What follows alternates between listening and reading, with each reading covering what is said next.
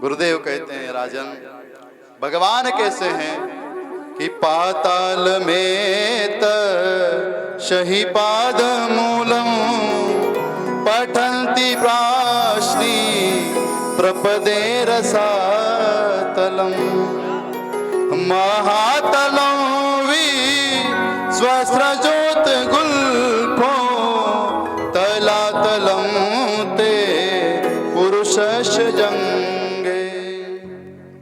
राजन, पाताल में तस्यहि पाद मूलम, भगवान का सर स्वर्ग में है, पैर पाताल में है। ऐसे भगवान सहस्र शीरिखा पुरुकः, हमारे आचार्य जी जब पूजा कराते हैं बोलते हैं ना मंत्र, वही भगवान महाराज जिनका सर तो स्वर्ग में है, पैर पाताल में है। ऐसे भगवान का ध्यान करो, और ये ध्यान होगा कब, भगवान को हम कब पहचानेंगे। राम जी कैसे हैं आपको पता है, जिनके हाथ में धनुष बाण है वो राम है।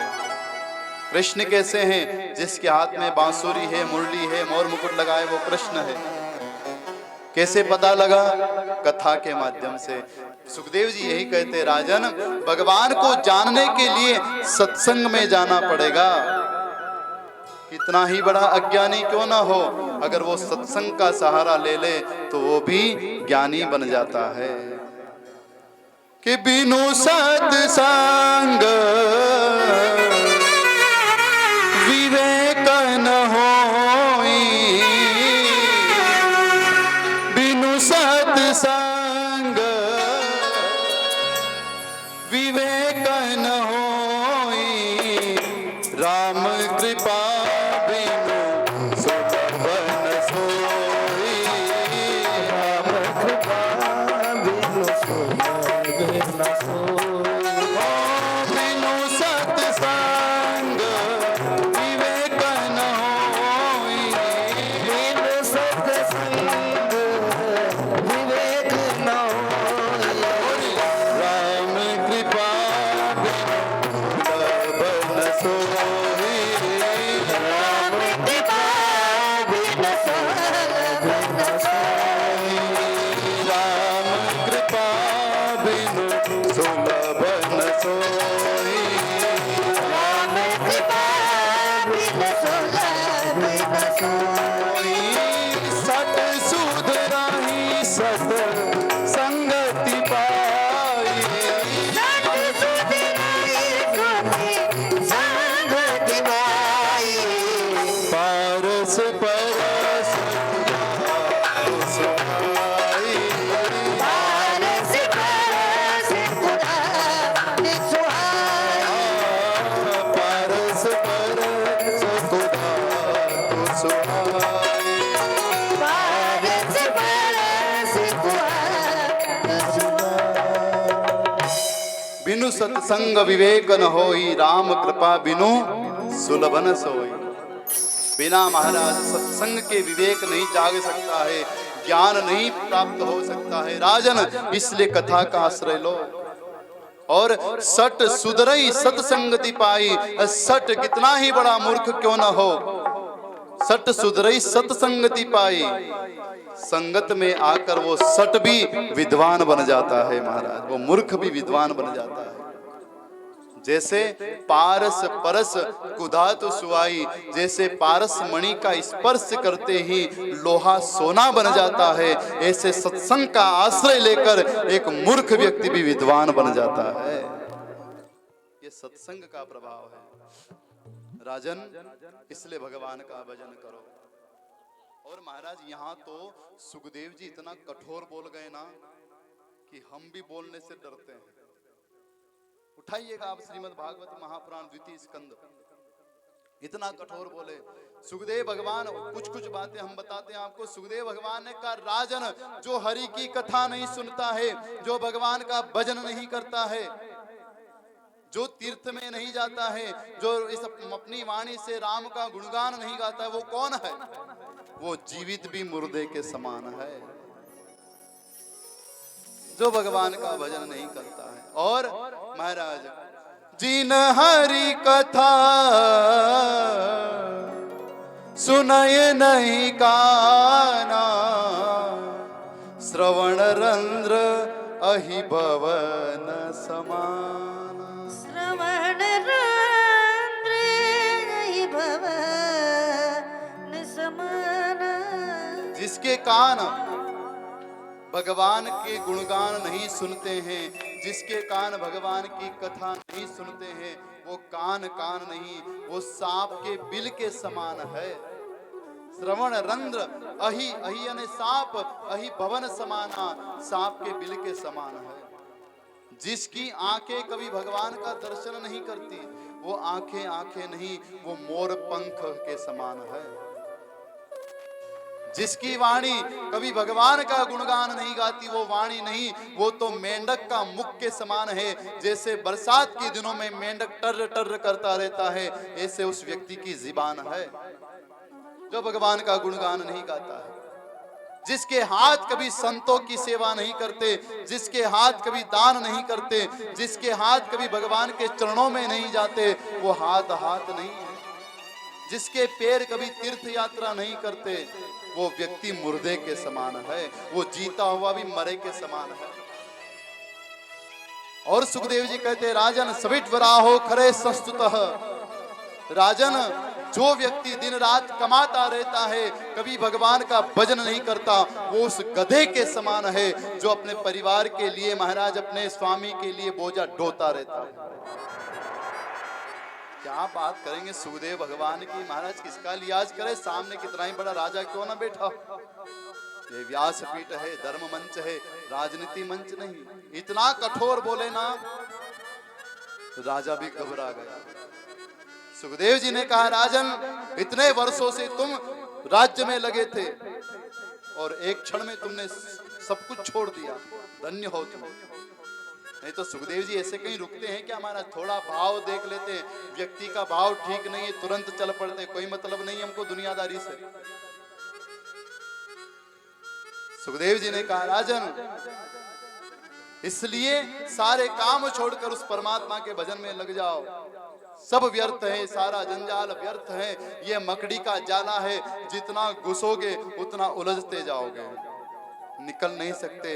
निकलने का एक ही सहारा है, हर श्वास में हो सुमिरन तेरा। ये सत्संग है महाराज, इसमें प्रवेश करोगे तो आप इस संसार रूपी मकड़ी के जाले से बाहर निकल जाओगे, और कुछ नहीं हो सकता। बहुत कहा सुखदेव भगवान ने, राजन इस प्रकार भगवान का भजन करो। परीक्षित ने कहा, गुरुदेव भगवान इस संसार की रचना कैसे करते हैं। सुखदेव जी बताते हैं, राजन सबसे पहले भगवान नारायण थे, नारायण की नाभि से भगवान ब्रह्मा होते हैं और ब्रह्मा जी के माध्यम से इस संसार की रचना हुई। महत्त्व अहंकार आदि की उत्पत्ति की है। सबसे पहले ब्रह्मा जी के मानस पुत्र होते हैं, सबसे पहले जिनका नाम है सनत कुमार।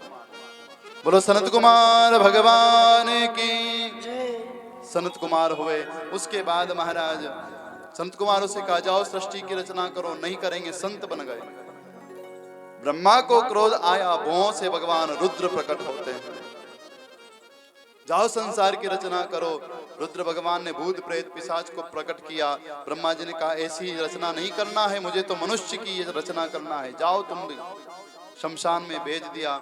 उसके बाद महाराज 10 पुत्र होते हैं ब्रह्मा जी महाराज के, कि मरीचि अंगिरसो पुलश्च पुलह क्रतु भृगु वसिष्ठ दक्षस्य दशमस्तत्र नारदम।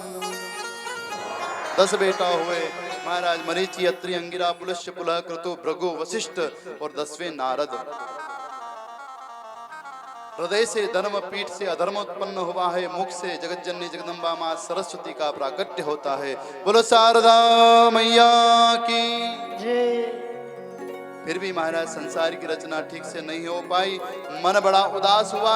उसी समय ब्रह्मा जी महाराज के शरीर के 2 भाग होते हैं, एक से महाराज मनु और एक से शत्रुपा प्रकट होते हैं। बोलो मनु जी महाराज की, शत्रुपा मैया की।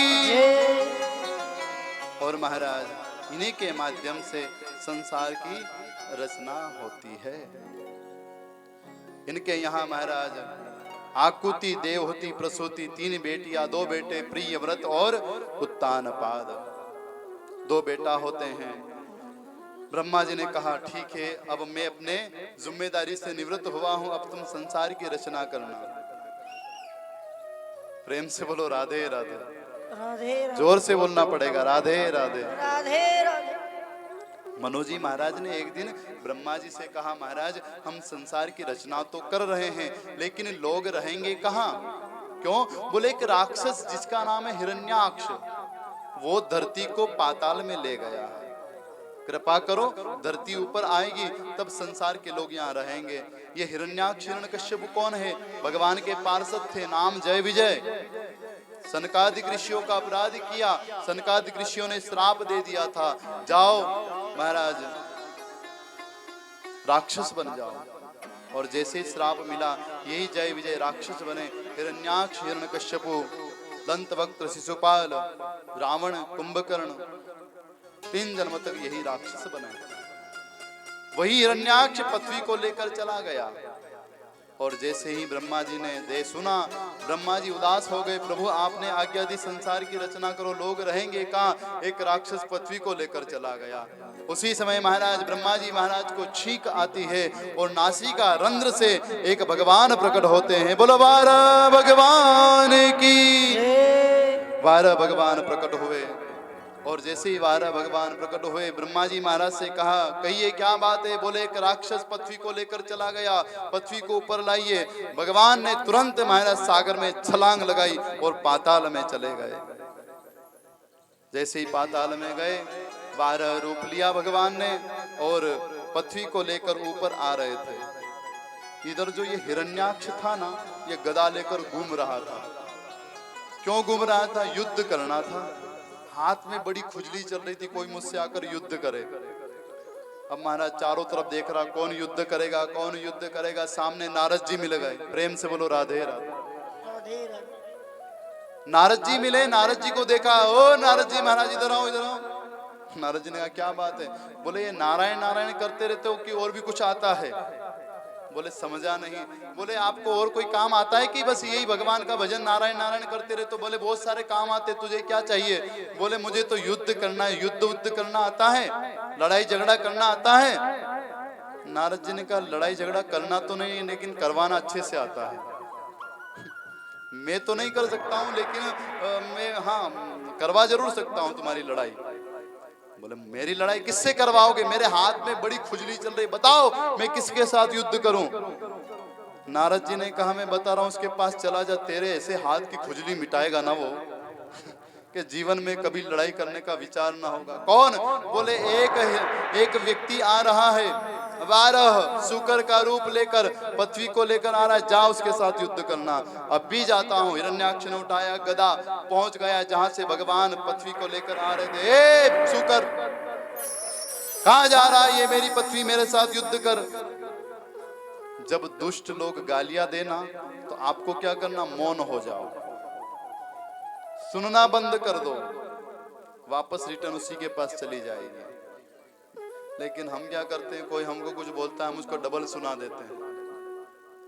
प्यारे ऐसा मत करो। अगर आपको कोई गाली दे रहा है, कोई गलत शब्द बोल रहा है, इग्नोर करो, छोड़ो। हम सुनेंगे नहीं तो आगे बात बढ़ेगी ही नहीं। कोशिश हमारी आदत क्या है ना कि हम सुनना पसंद नहीं करते, हम सुनाना पसंद करते हैं। सब वक्ता बन जाते हैं एक क्षण में। वक्ता मत बनो, श्रोता बनो। जो जितना अच्छा सुन सकता है वही उतना अच्छा बोल सकता है। सुनना सीखो प्यारे। आज महाराज हिरण्याक्ष ने कहा मेरे साथ युद्ध करो। भगवान ने कोई महाराज रिप्लाई नहीं दिया और भगवान आकर धरती को स्थापित करते हैं और उसके बाद हिरण्याक्ष के पास जाते हैं कि सत्यम वयं वो वन गोचिरा मृगा युष्मद विरान मृगये ग्राम सिंहा। देखो भगवान ने कितना सुंदर शब्द कहा है। ओहो, अब बताइए श्रीमान जी आप क्या बोल रहे थे? सुकर, मुझे सुअर कहा? हम तो सुअर सही, आप तो ग्राम सिंह हो। हिरण्याक्ष फूल गया। ओहो, मुझे ग्राम सिंह कहा है। हा हा हा। भगवान ने कहा अरे मूर्ख, ग्राम सिंह किसको कहते तुझे पता है? किसको कहते हैं? हाँ? पढ़ाई लिखाई की कि नहीं की? अरे मुझे नहीं मालूम। आपने ग्राम सिंह मतलब शेर होता है? बोले शेर नहीं, कुत्ता होता है। हिरण्याक्ष ने कहा क्या मुझे कुत्ता कहा? छोड़ूंगा नहीं। और गदा लेकर महाराज पहुंच गया भगवान के पास। और जैसी गदा लेकर पहुंचा, भगवान भी सावधान, भगवान युद्ध करते हैं हिरण्याक्ष के साथ। कई दिनों तक महाराज युद्ध चलता है। रात्रि का समय होने आ गया। देवता लोग आकाश में, प्रभु जल्दी से इसका वध करो। और महाराज युद्ध करते करते भगवान ने एक मुष्टि का प्रहार करते हैं और धड़ाम से हिरण्याक्ष धरती पर गिर पड़ता है। बोलो महाराज भगवान की। हिरण्याक्ष गिर पड़ा, मृत्यु को प्राप्त होता है। सारे देवता भगवान की स्तुति करते हैं। एक ने कहा भैया अभी अगर हम स्तुति करेंगे और भगवान हमें छोड़कर भाग गए तो कभी ये मरा ना होगा। भगवान तो चले गए, ये खड़ा हो जाएगा तो हमको मारेगा। देवता ना बड़े डरते हैं। कोई थोड़ा बहुत भजन करता है ना, भक्ति करता है ना, तो देवता घबरा जाते हैं। प्रेम से बोलो राधे राधे।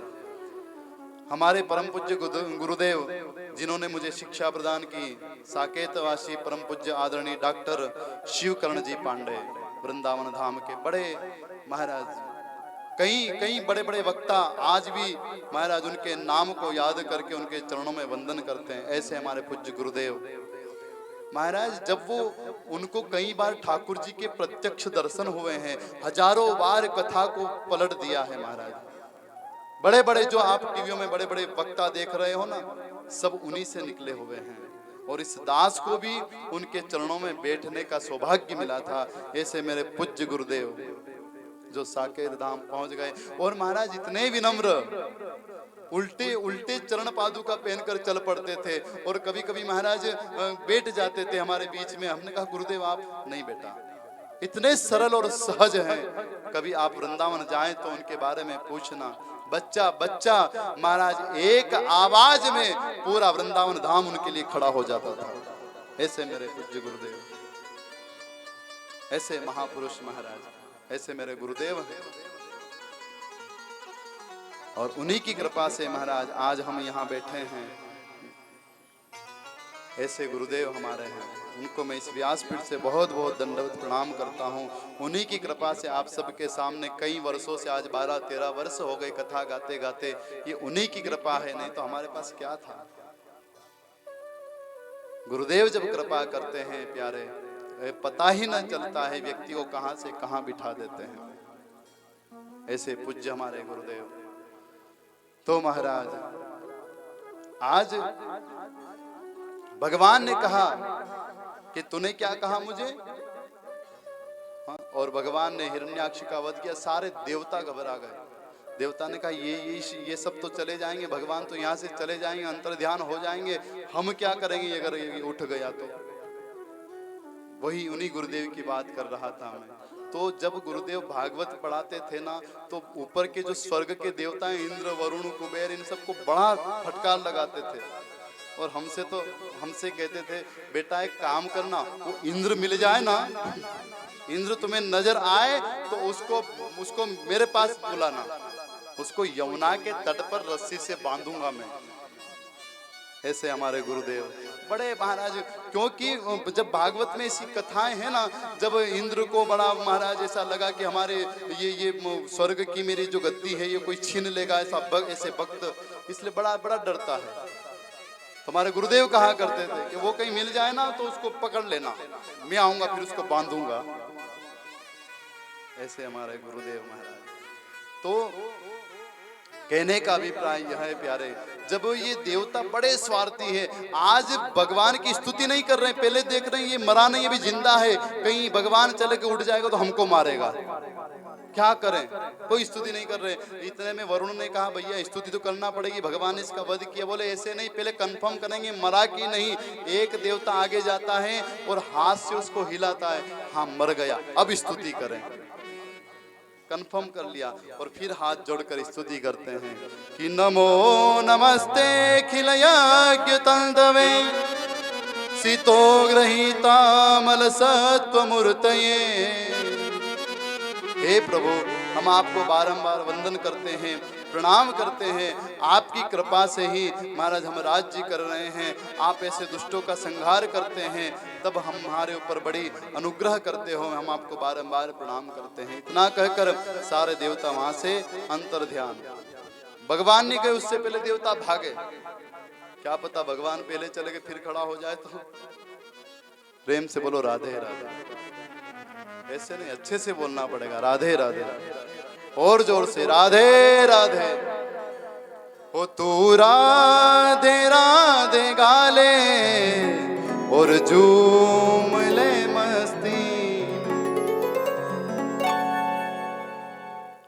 देखो यहाँ बैठे हो ना, बीच बीच में सत्संग में कीर्तन और भजन क्यों होते आपको मालूम है? क्योंकि हमारी निगाह पड़ गई है एक दो जगह, आ गई निद्रा देवी।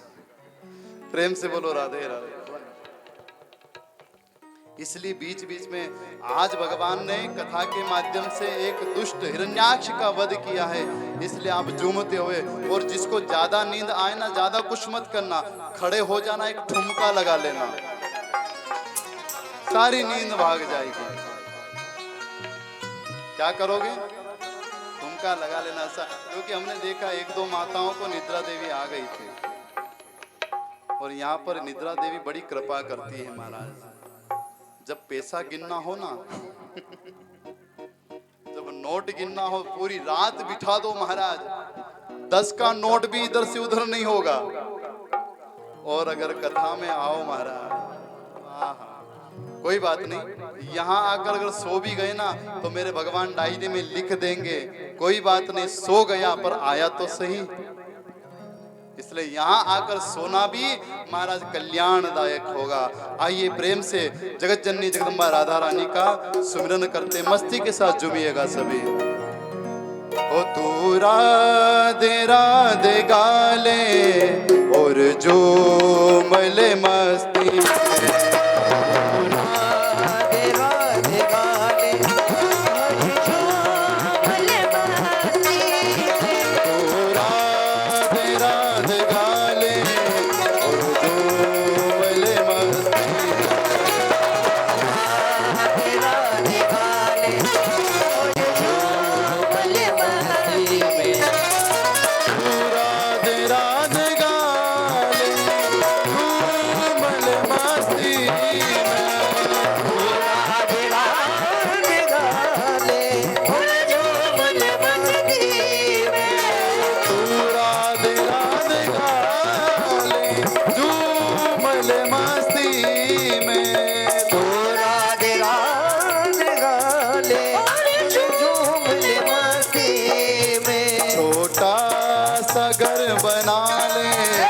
छोटा सा घर बना ले गोविंद की भक्ति, छोटा सा घर बना ले और झूम ले मस्ती में।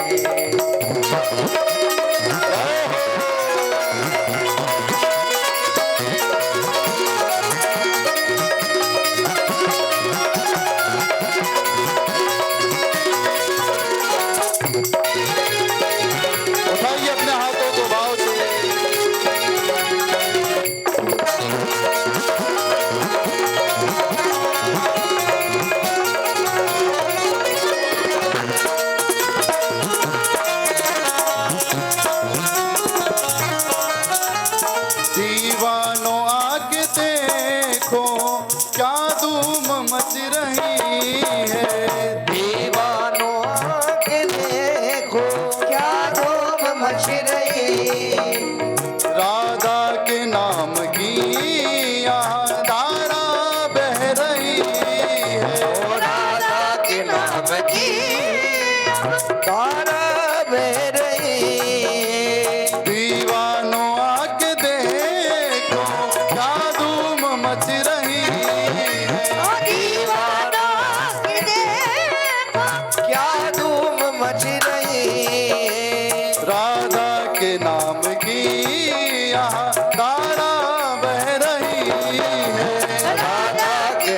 की धारा बह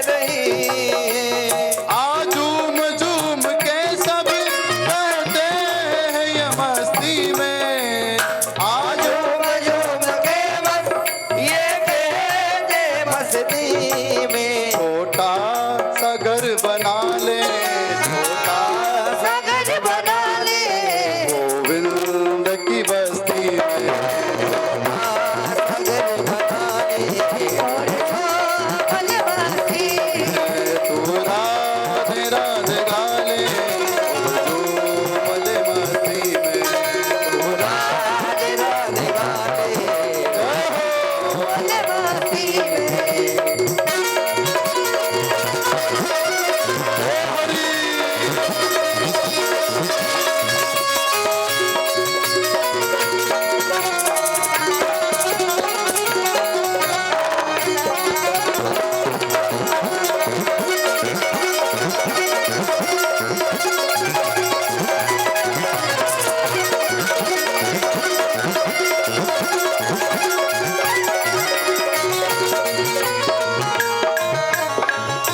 देखिए, जिसको राधा नाम में आनंद आ रहा है और सत्संग में आनंद आ रहा है, ऐसे उदास होकर मत बैठो, मुस्कुराते हुए और हाथों से तालियों की सेवा करते हुए झूमते हुए गाइए।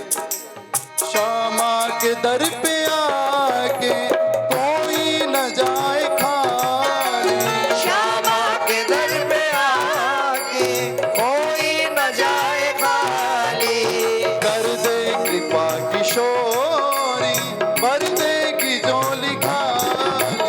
श्यामा के दर पे झोले भर देगी झोली खाली, श्यामा के दर पे आके कोई न जाए खाली, ओ श्यामा के दर पे आके कोई न जाए खाली, कर दे कृपा किशोरी, भर देगी झोली खाली। बाकी शाली भर देगी झोली खाली, तुझको सकून मिलेगा राधे की बस्ती में, कुछ तो सुख मिलेगा राधे की बस्ती में। छोटा सा घर बना ले, वो छोटा सा घर बना ले, गोविंद की बस्ती सा घर बना ले, गोविंद की बस्ती में। तू राधे राधे गाले और झूमल मस्ती में, राधे राधे गाले और झूमल मस्ती में।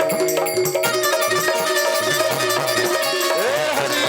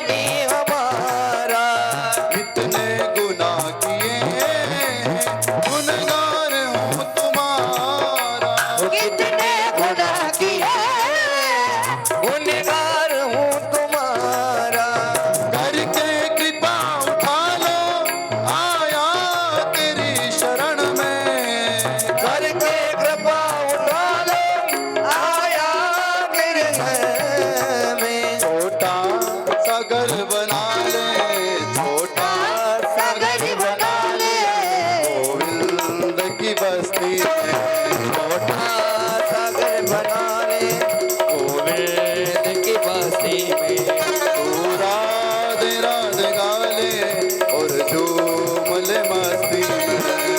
राधे राधे गाले झूम मस्ती में।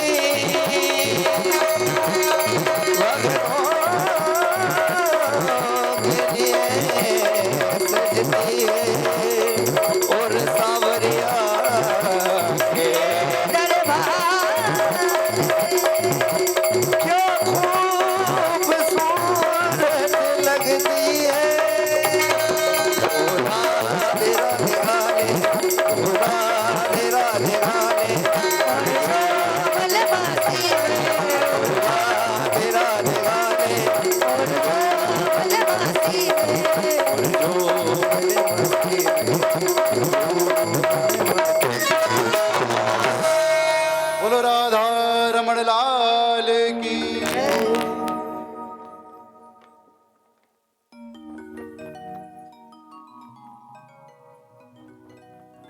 तू राधे राधे गाले और जो मिले मस्ती। तू राधे राधे क्या बात। और जो मले मस्ती में। प्रेम से बोलो राधे राधे। श्री राधे। आप सब देखते हो कि भैया बड़ा सुंदर, हाँ? दिखते तो छोटे हैं पर काम बड़ा कमाल का कर रहे हैं, हाँ? प्रेम से बोलो राधे राधे। ये तो आप सबका प्रेम है हमारे लिए। और हमारे जो गोविंद भैया, इनका नाम है, बड़ा बहुत सुंदर सिंगिंग करते हैं और इंडियन आइडल से आए हुए हैं महाराज। आप नाम डालेंगे ना इनका, इंडियन आइडल जो टीवी में आते हैं वहाँ से आए हुए हैं। मैंने पूछा एक दिन इनको, महाराज के कैसे कथा में, वहाँ तो इतना बड़ा महाराज लाखों करोड़ों का काम होता है वहाँ, तो वहाँ से कैसे आ गए? तो मानो इनके मन ने यही जवाब दिया हो कि गुरुजी वहाँ सब कुछ था लेकिन हरि की कथा वहाँ नहीं थी, तब मैं यहाँ आ गया हूँ। पैसा ही महाराज सब कुछ नहीं होता है, पैसे के साथ साथ भगवान का कार्य भी होना चाहिए, सत्संग भी होना चाहिए। सब कुछ सब जगह मिल जाता है लेकिन सत्संग कहीं कहीं मिलता है। तो बड़ा प्रेम रखते हैं आप सब हमारे लिए। और हमारे कई कथाओं में हमारे साथ अभी कहाँ, हाँ, इंदौर की कथा में भी साथ कंटिन्यू चलते रहते हैं। वैसे बड़ा स्नेह रखते हैं। आपको बहुत बहुत धन्यवाद। बड़ा आपको लग ही रहा होगा। प्रेम से बोलो राधे राधे।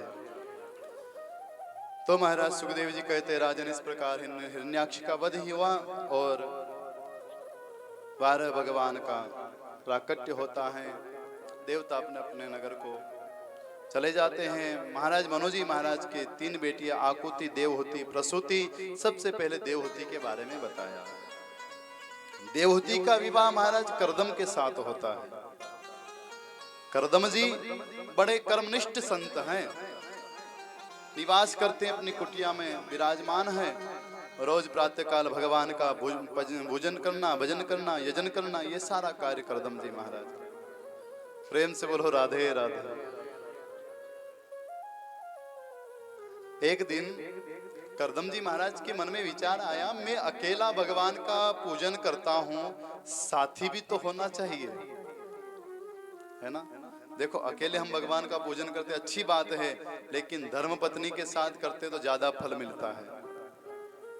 हमारे यजमान नवल किशोर जी रोज भगवान का पूजन करते हैं, तो अकेले थोड़ी करते हैं, किसके साथ करते हो आप? माता जी के साथ दोनों बैठकर पूजा करते हैं। और कल हमारे दो भैया, आपको भी बैठना है पूजन में, कहाँ है ना कल, तो अकेले पूजा का फल तो मिलता है लेकिन इतना नहीं मिलता है। तो एक दिन करदम जी के मन में विचार आया, मेरा भी कोई साथी हो। शादी का लड्डू महाराज खाए वो भी पछताए, ना खाए वो भी। ये शब्द तो बड़ा जोर से बोला आपने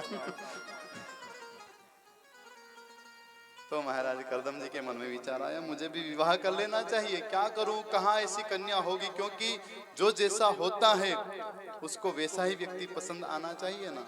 अब कहीं कहीं महाराज जोड़ी थोड़ी बिगड़ जाती है, पति ठीक ठाक तो पत्नी थोड़ी टेढ़ी चलने वाली, पत्नी अच्छी तो पति टेढ़े चलने वाले, जोड़ी अच्छी से मिलती नहीं है, बहुत बहुत मुश्किल से मिलती है महाराज।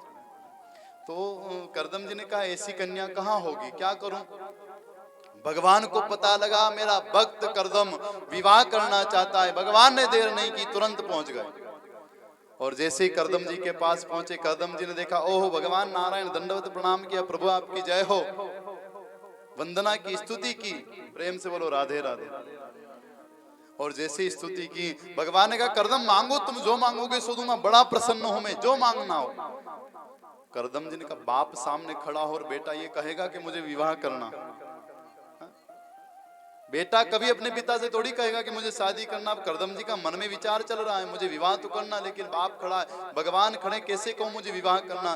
करदम जी ने सर झुका लिया, नहीं नहीं प्रभु, बहुत बस आपकी कृपा बनी रहे। नहीं करदम, कुछ और मांगो, क्योंकि तुम अंतर्यामी, भगवान सब जानते हैं तेरे मन में क्या चल रहा है। भगवान ने कहा इसको विवाह करना, लेकिन बोल नहीं पा रहा है। बार बार पूछते हैं भगवान, अरे बोलना क्या चाहिए। करदम जी ने कहा नहीं नहीं महाराज, बस आपकी कृपा बने, नहीं कुछ तो मांगना पड़ेगा। बहुत समझाए, करदम जी मना ही करते हैं, कैसे कह दे कि मुझे विवाह करना। भगवान ने कहा मेरा भक्त है, ये बोलेगा नहीं। भगवान ने स्वयं कहा करदम इधर देखो। करदम ने देखा, हाँ प्रभु। अच्छा एक काम करो, तुम कुछ मत मांगो, मैं दूंगा, वो तो ले लोगे ना। करदम जी ने कहा प्रभु आप दो और मैं मना करूं, ऐसा हो ही नहीं सकता। आप जो दोगे मुझे कबूल है प्रभु, दीजिए, क्या देना है। भगवान ने कहा करदम विवाह कर लो। जैसे विवाह का नाम सुना ना, करदम जी का सर झुक गया, मुख पर हंसी आ गई। हंसना ही महाराज स्वीकृति का संदेश है। मुस्कुरा दिए, सर झुक गया। और जैसे ही करदम मुस्कुराए ना, भगवान को लगा इजाजत मिल गई। ठीक है करदम विवाह कर लो। करदम जी ने कहा प्रभु आपने बोल दिया विवाह कर लो, मेरा भी मन तो हो रहा था, पर आपने बोल दिया ठीक है प्रभु, कहाँ करूंगा विवाह, कौन सी कन्या से मेरा विवाह होगा। भगवान ने कहा चिंता मत करो, महाराज मनु की बेटी नाम है देवहूति, देवहूति के साथ परसों तुम्हारा विवाह होगा। और करदम मेरा आशीर्वाद तेरे साथ है। करदम जी ने कहा प्रभु मैं विवाह तो कर लूंगा, लेकिन एक शर्त है। क्या? बोले मेरे विवाह करने के बाद अगर बेटा बनकर आप आओगे तो मैं विवाह करूंगा, नहीं तो मुझे विवाह नहीं करना। बेटा बनकर आप आओ तो मैं विवाह करूं। भगवान ने कहा करदम चिंता मत कर, तेरे यहाँ बेटा बनकर मैं स्वयं आऊंगा, जा मेरा आशीर्वाद है। इतना कहकर भगवान जाने लगे। भगवान ने कहा करदम जब वो मनु जी महाराज देवहूति के साथ आए ना, तो पहली बार में हाँ मत कर देना। लड़की वाले आए ना जब देखने के लिए, तो एक दो बार मना करो, थोड़ा आनाकानी करो, नहीं नहीं मुझे अभी विवाह नहीं करना, हमारी ये पढ़ाई चल रही, वो पढ़ाई चल रही, बैंक बैलेंस करना, ये करना, वो करना है, थोड़ा ऐसा बातें करना, उसके बाद स्वीकृति देना। ठीक है प्रभु, 2-4 बार तो कम से कम मना करना। करदम जी ने कहा ठीक है महाराज मैं 2-4 बार मना करूंगा। और भगवान चले गए। इधर मनु जी महाराज अपनी पत्नी शत्रुपा और अपनी बेटी देवहूति को लेकर करदम जी के पास आते हैं। 2 दिन के बाद जैसे ही आए, आते ही देखा करदम जी महाराज ने अभिवादन किया, आइए महाराज। मनु जी महाराज का स्वागत किया। शत्रुपा देवहूति आती हैं, जलपान कराया, 3 आसन बिछाए और तीनों आसन पर बैठने की इजाजत दी। करदम जी ने बैठिए। मनु जी महाराज बैठ जाते हैं, शत्रुपा बैठ जाती है, लेकिन देवहूति नहीं बैठती। क्यों नहीं बैठी? देवहूति के मन में विचार आया, मुझे यहाँ विवाह के लिए लाया गया, आने वाले समय में ये मेरे पति होंगे और पति के द्वारा दिए गए आसन पर पत्नी को नहीं बैठना चाहिए, मर्यादा है, दोष लगता है, क्या करूं? और संत का दिया हुआ आसन अपराध भी नहीं कर सकती, क्या करूं? दोनों हाथ आसन पर रख दिए और बगल में बैठ गई। सम्मान भी रह गया और अपमान भी न हुआ, बैठ गई। उसी समय करदम जी समझ गए कि यही मेरे योग्य हैं। अभी से इतना समझदारी से काम कर रही है तो आगे भी समझदारी से काम करेंगी, और जिस व्यक्ति को मेरे भगवान नियुक्त कर दे उसमें कभी कोई खोट हो ही नहीं सकती, नहीं हो सकती ना। आज करदम जी ने इजाजत दे दी। मनु जी महाराज ने कहा, करदम जी महाराज, हम अपनी बेटी देवहूति का विवाह आपके साथ करना चाहते हैं।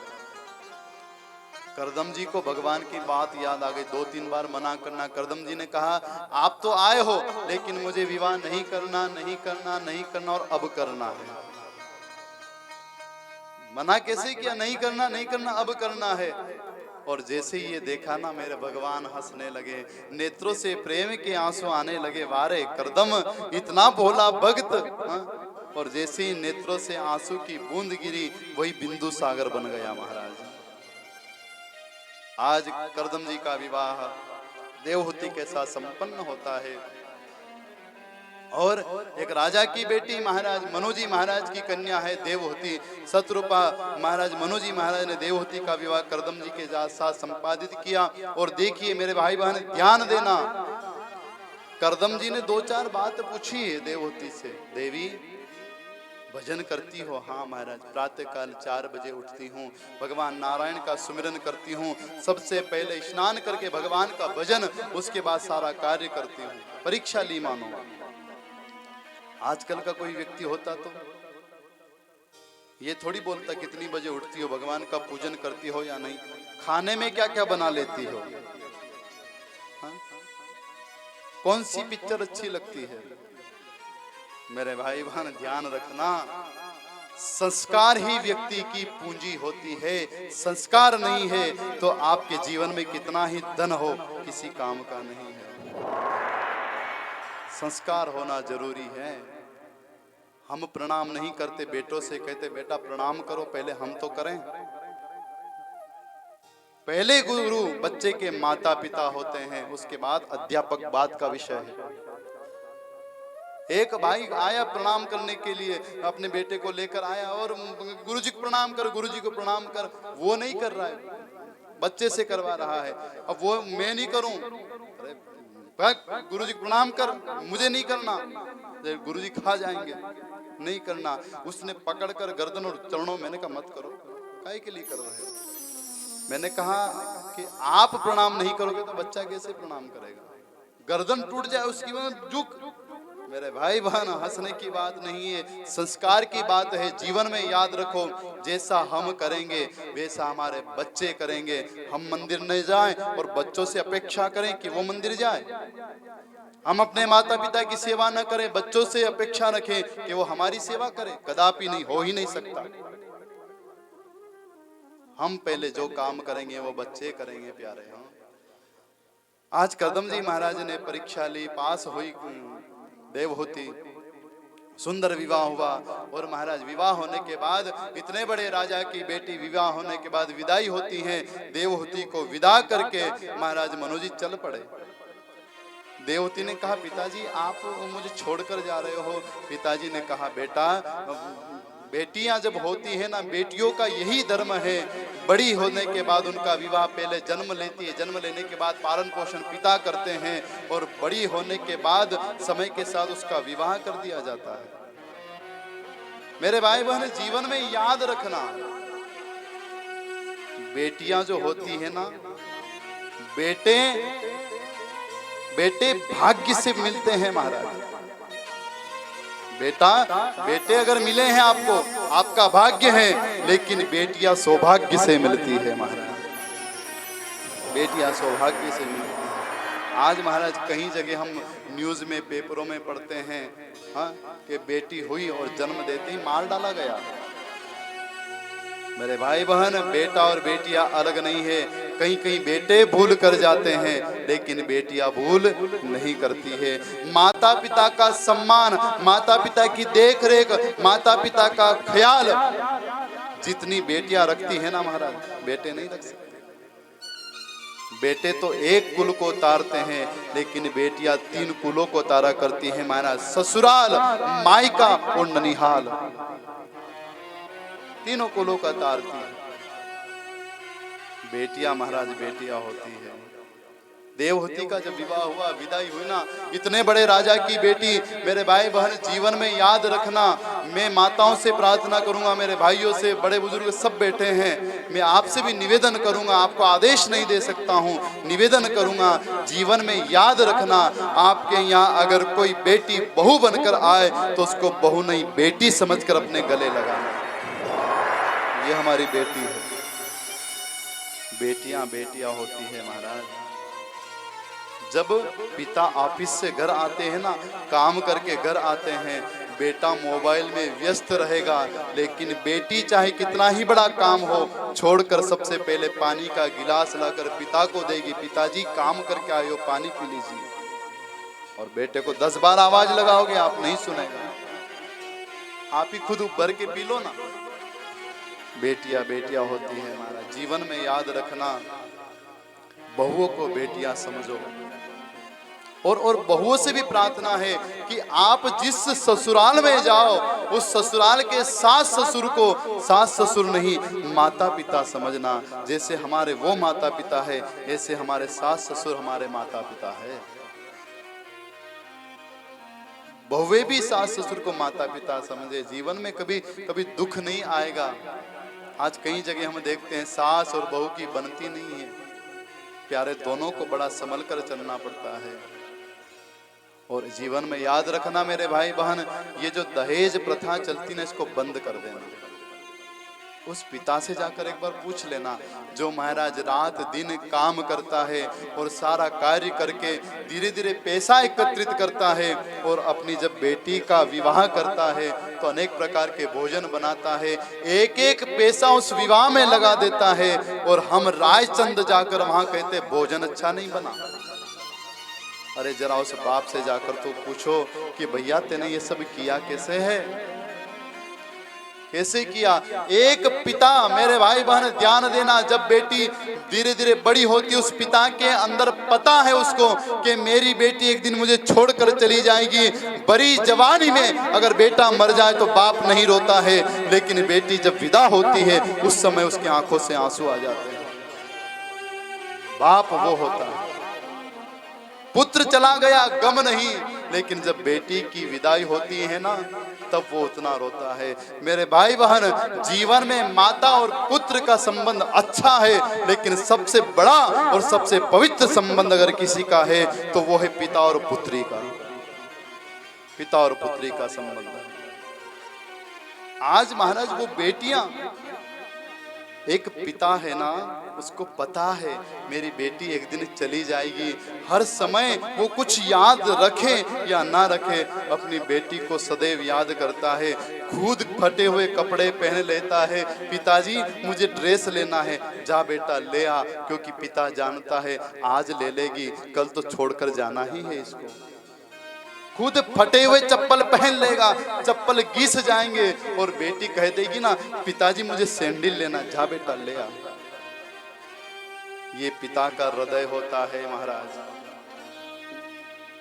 और वही बेटी महाराज अपने पिता से इतना प्रेम करती है, जब विदा होती है ना तब उसको कुछ याद नहीं रहता है। वो बेटी अपने आप को भूल जाती है।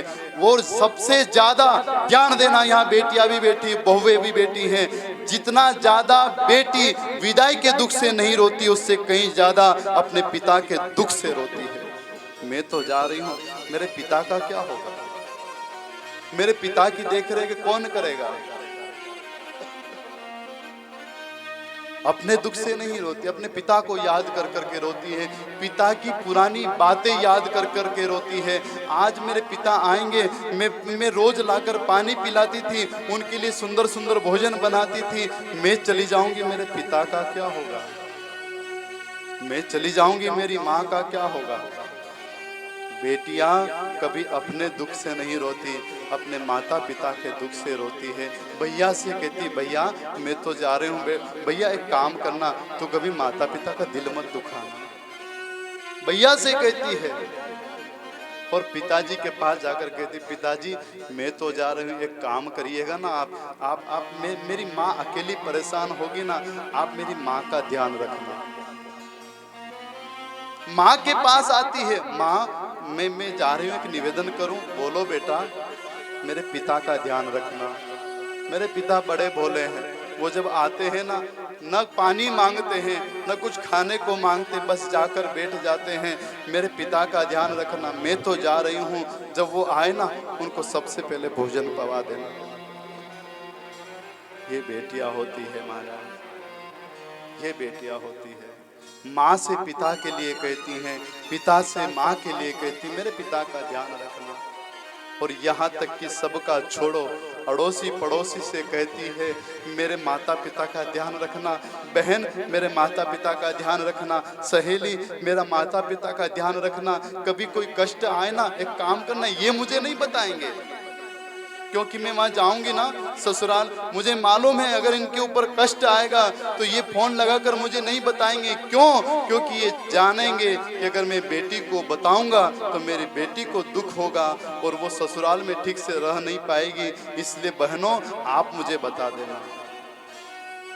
ये बेटियां होती है महाराज।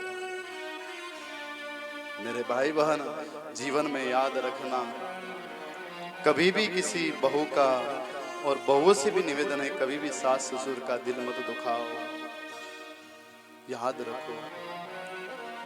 आज महाराज देवहूति विदा होती है, बहुत सारे विचार। और मेरे भाई बहन, जीवन में एक घटना तो सबके साथ घटती ही है। जब आपने देखा होगा, जब माता पिता मायके में रहते हैं तब तक एक बेटी गर्व से उस घर में जाती है, और जिस दिन माता पिता चले जाते हैं, पता लगता है कि मेरे पिता चले गए, मेरी माँ चली गई, तो आप देखना वही बेटी आकर सबसे पहले दहली पर आकर अपना सर पटकती है कि अब मेरे लिए दहली किसी काम की नहीं, क्योंकि मेरे माता पिता चले गए। दहली पे अपना सर पटक कर रोती है, वो याद करती है कि आज मेरे माता पिता नहीं है, चाहे पूरा परिवार हो, मेरे भाभी भैया सब हो, लेकिन माता पिता थे महाराज। वहां बैठकर रोती है, अब मेरा कौन है। आज वो बेटी अनाथ महसूस करती है, अब मेरा कोई नहीं है। इतना प्रेम होता है महाराज बेटी का अपने पिता से, अपने माँ से। इस व्यासपीठ से मैं निवेदन करूंगा, मेरे भाई बहन, कथा के बाद दक्षिणा दी जाती है। जब तक दक्षिणा नहीं देते हैं तब तक कथा का फल नहीं मिलता। आप दक्षिणा दो मत दो कोई बात नहीं, लेकिन मैं अपनी दक्षिणा खुद मांग रहा हूं। मेरे भाई बहन, जीवन में आपको अगर दक्षिणा देना तो मुझे यही दक्षिणा देना कि जीवन में कभी भी किसी माता पिता को दहेज के लिए प्रताड़ित नहीं करोगे, और कभी भी किसी बेटी का बहू का दिल मत दुखाना। और बेटियों से भी प्रार्थना है, कभी भी अपने सास ससुर का, अपने पति का दिल मत दुखाना। हमारा जो ये परिवार है वो भी परिवार है। और महाराज एक गौ माता हम जहाँ उसको बांध देते हैं बंध जाती है, पक्षियों को जहां से हम उड़ा देते उड़ जाती हैं, ऐसे बेटियों का जीवन होता है। पिताजी ने शादी तय कर दी, तुझे उसके साथ विवाह करना है, कुछ नहीं बोलेगी, चली जाएगी। व्यक्ति जिसके साथ रहना है वो अनजान है, घर अनजान है, कभी देखा नहीं है, परिवार पूरा नया है, लेकिन पिता माता की आज्ञा से अपने परिवार को छोड़कर उस दूसरे परिवार में जाकर मिल जाती है। ये समर्पण अगर कोई कर सकती है तो वो है बेटियां। भाई नहीं कर सकता है। भाई को अगर आप 15-20 दिन अगर ससुराल में रख लो नहीं रह सकता है, लेकिन बेटियां इतना समर्पण, पूरा जीवन नए व्यक्ति के साथ, नए परिवार के साथ व्यतीत कर देती है। देवहूति ने पूछा, पिताजी क्या क्या स्त्रियों का यही जीवन होता है? जब बेटियां होती है ना, जन्म लेती है, माता पिता के अधीन रहती हैं, बड़ी होती है, विवाह होता है तो पति के अधीन हो जाती है, और जब बूढ़ी वृद्धावस्था में चली जाती है तब महाराज अपने बेटा के अधीन हो जाती है। यही नारियों का जीवन है। अपने लिए कुछ नहीं, दूसरों के लिए समर्पित, पूरा जीवन दूसरों के लिए। जन्म हुआ माता पिता के सहारे, बड़ी होती है पति के सहारे, अंतिम समय बुढ़ापा आता है तो बहू और बेटों के सहारे जीवित होती है। किसके लिए जीती है?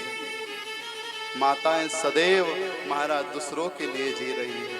आज भी हम देखते हैं कहीं कहीं जगह भोजन बनता है ना, चाहे उसको कितनी ही भूख लगी हो, खुद नहीं खाएगी, पहले परिवार को खिलाएगी, उसके बाद खुद भोजन करेगी। ये बेटियों का जीवन होता है महाराज।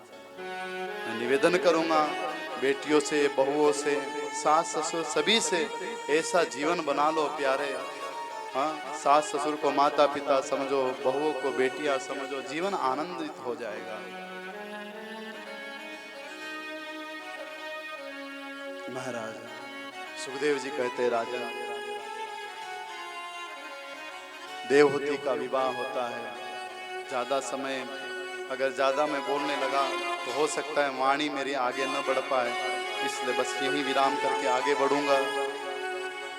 सुखदेव जी कहते, राजन देवहूति का विवाह हुआ महाराज करदम से, और करदम जी महाराज के साथ विवाह होने के बाद देवहूति की विदाई होती है। मनोज जी महाराज शत्रुपा अपने नगर को पहुंचते हैं। प्रेम से बोलो राधे राधे। बाबुल की दुआएं लेती जा, जा तुझको सुखी संसार मिले। बाबुल की दुआएं लेती जा, जा तुझको सुखी संसार मिले। बाबुल की दुआएं लेती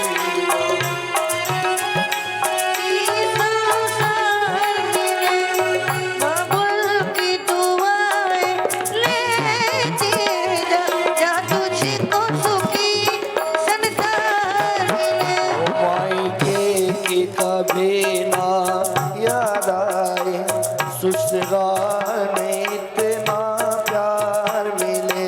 मायके की कभी ना याद आए, ससुराल में इतना प्यार मिले।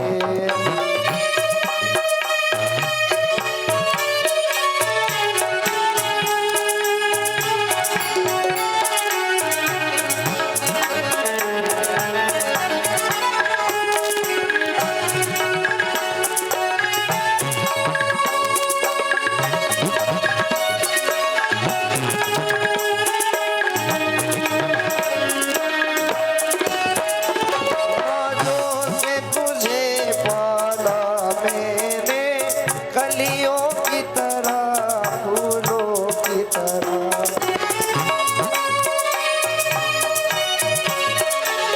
बचपन में झुलाया है तुझको, बाहों ने मेरी झूलों की तरह, बाहों ने मेरी झूलों की तरह। मेरे बाग किए ना रुक डाले, पाप किए ना रुक डाले। तुझे हर पल नई बार मिले। बाबुल की दुआएं लेती जा, जा तुझको सुखी संसार मिले।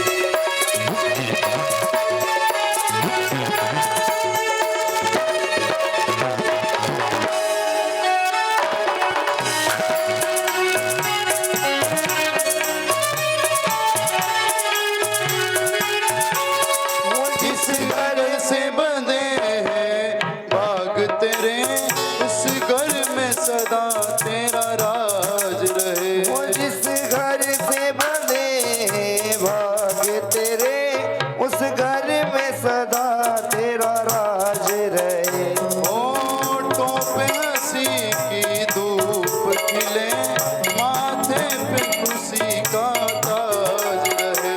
होठों पे खसी की धूप खिले, माथे पे खुशी का ताज रहे। कभी जिसकी जोत न हो पीली, तुझे सा रूप सिंगार मिले। बाबुल की दुआएं लेती जा, जा तुझको सुखी संसार मिले।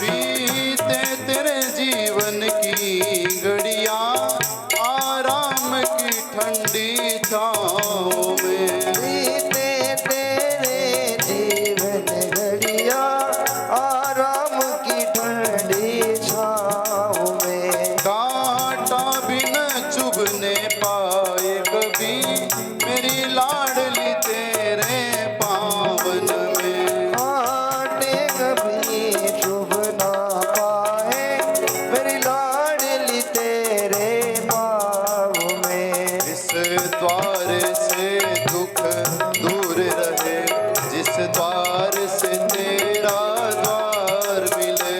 बाबुल की दुआएं लेती जा, जा तुझको सुखी संसार मिले। बाबुल की दुआएं लेती जा, जा तुझको सुखी संसार मिले। मायके की मदीना याद आए, ससुराल में इतना प्यार मिले।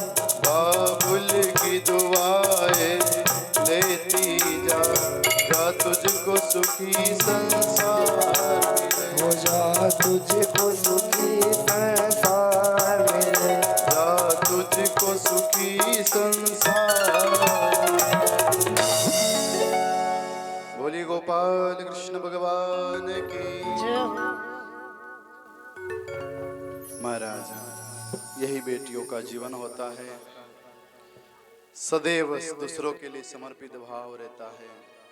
पुनः निवेदन करूंगा, जीवन में कभी भी यत्र नारी पूज्यन्ते रमन्ते तत्र देवता, जहाँ नारियों की पूजा होती है वहाँ मेरा गोविंद नृत्य करता है।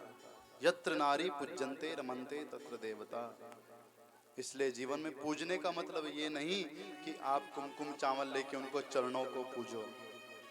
पूजने का मतलब यह है कि उनके मान सम्मान का आप ध्यान रखें, कभी भी उनका अपराध न करें। कभी भूल हो जाए ना, दुनिया के सामने नहीं, 10 लोगों के बीच में नहीं, अकेले में आप बोल सकते हो। हर समय ध्यान रखें, वही मेरा गोविंद नृत्य करता है। मनुस्मृति कहती है, प्रेम से बोलो राधे राधे। तो महाराज सुखदेव भगवान कहते हैं, राजन इस प्रकार विदाई होती है। देवहूति का विवाह भगवान करदम जी महाराज के साथ संपन्न। और इधर महाराज बड़ा सुंदर गृहस्थ आश्रम बना है करदम जी महाराज का, दिव्य आश्रम है। अब देखो, इतने बड़े राजा की बेटी माँ देवहूति एक वन में एक कुटिया में निवास करती है। देखा चारों तरफ जाले लगे हैं। अब वो तो संत थे ना, है ना करदम जी, वो तो भगवान का भजन करते, वो कहाँ घर को देख रेख करेंगे। देवहूति ने देखा जाले लगे, जाले को साफ करती है। बड़े बड़े बील बने हैं, बील को साफ करती है महाराज, उनको ठीक ठाक करती है।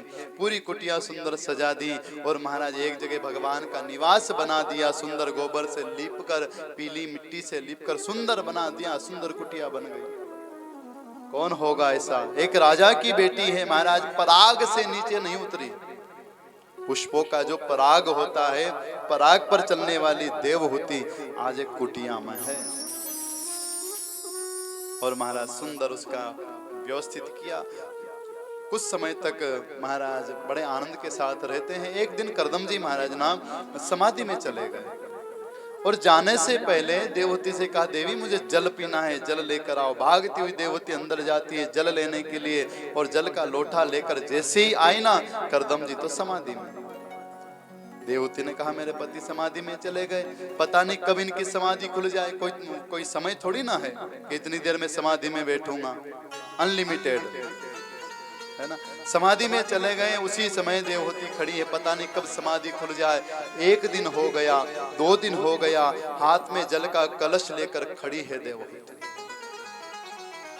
और 1 दिन 2 दिन नहीं महाराज, कई महीने निकल गए, कई बार वर्षा ऋतु निकल गई, कई बार महाराज शरद ऋतु निकल गई, कई बार महाराज ग्रीष्म ऋतु चली गई।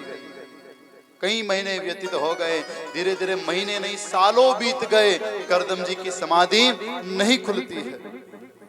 लेकिन देवहूति खड़ी है महाराज, पतिव्रता सामने खड़ी है। पता नहीं कब मेरे पति अगर जल मांग ले, मैं सामने न दिखूंगी तो वापस समाधि में चले जाएंगे। खड़े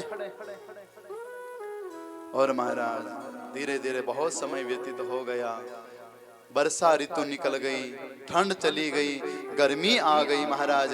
बाल जटाव में बदल गए, हाथों में जुरियां पड़ गई, आंखें कोटरों में चली गई, पेट पीठ में दस गया है, सूख गई महाराज देवहूति। बड़ी सुंदर स्त्री थी देवहूति, और आज सूख गई, स्थिति हो गई। अब महाराज कुछ समय बाद करदम जी महाराज के नेत्र खुलते हैं, और जैसे सामने देवहूति को देखा, देवी आप कौन हैं बताओ। अगर हमारा विवाह किसी से हो और कई महीनों के बाद पति हमसे पूछे कि आप कौन हो, हम क्या कहेंगे? तुम्हारी बुद्धि तो ठीक है, हाँ? मुझे नहीं पहचान रहे हो। लेकिन यहाँ देवहूति ने कोई ज्यादा बात नहीं की, करदम। और देखो, अगर देवहूति की जगह आप हम सब होते तो क्या करते? पति पानी मंगाए और हम जाए आंखें बंद कर ले पति, तो हम क्या करेंगे? वो जल का लोटा पति के माथे पर, हम जल लेकर आए और तुम आंखें बंद करके सो गए, शर्म नहीं आती? मुझे बहुत सारा काम लगा, यही करेंगे ना। लेकिन धन्य हो महाराज देवहूति, हाथ में लोटा लेकर खड़ी है। करदम जी ने पूछा, देवी आप कौन? उसी समय महाराज देवहूति ने देखो बड़ा विनम्र जवाब दिया, महाराज मैं आपकी पत्नी, आपको पता है कुछ समय पहले मेरे पिता महाराज मनु शत्रुपा ने मेरा विवाह आपके साथ किया है, और आपने विवाह के कुछ समय बाद मुझसे जल मांगा था, मैं जल लेकर आई ना, और आप समाधि में चले गए। मैं आपकी पत्नी हूँ। ओहो, सुना देवहूति तुम? हाँ महाराज मैं आपकी पत्नी।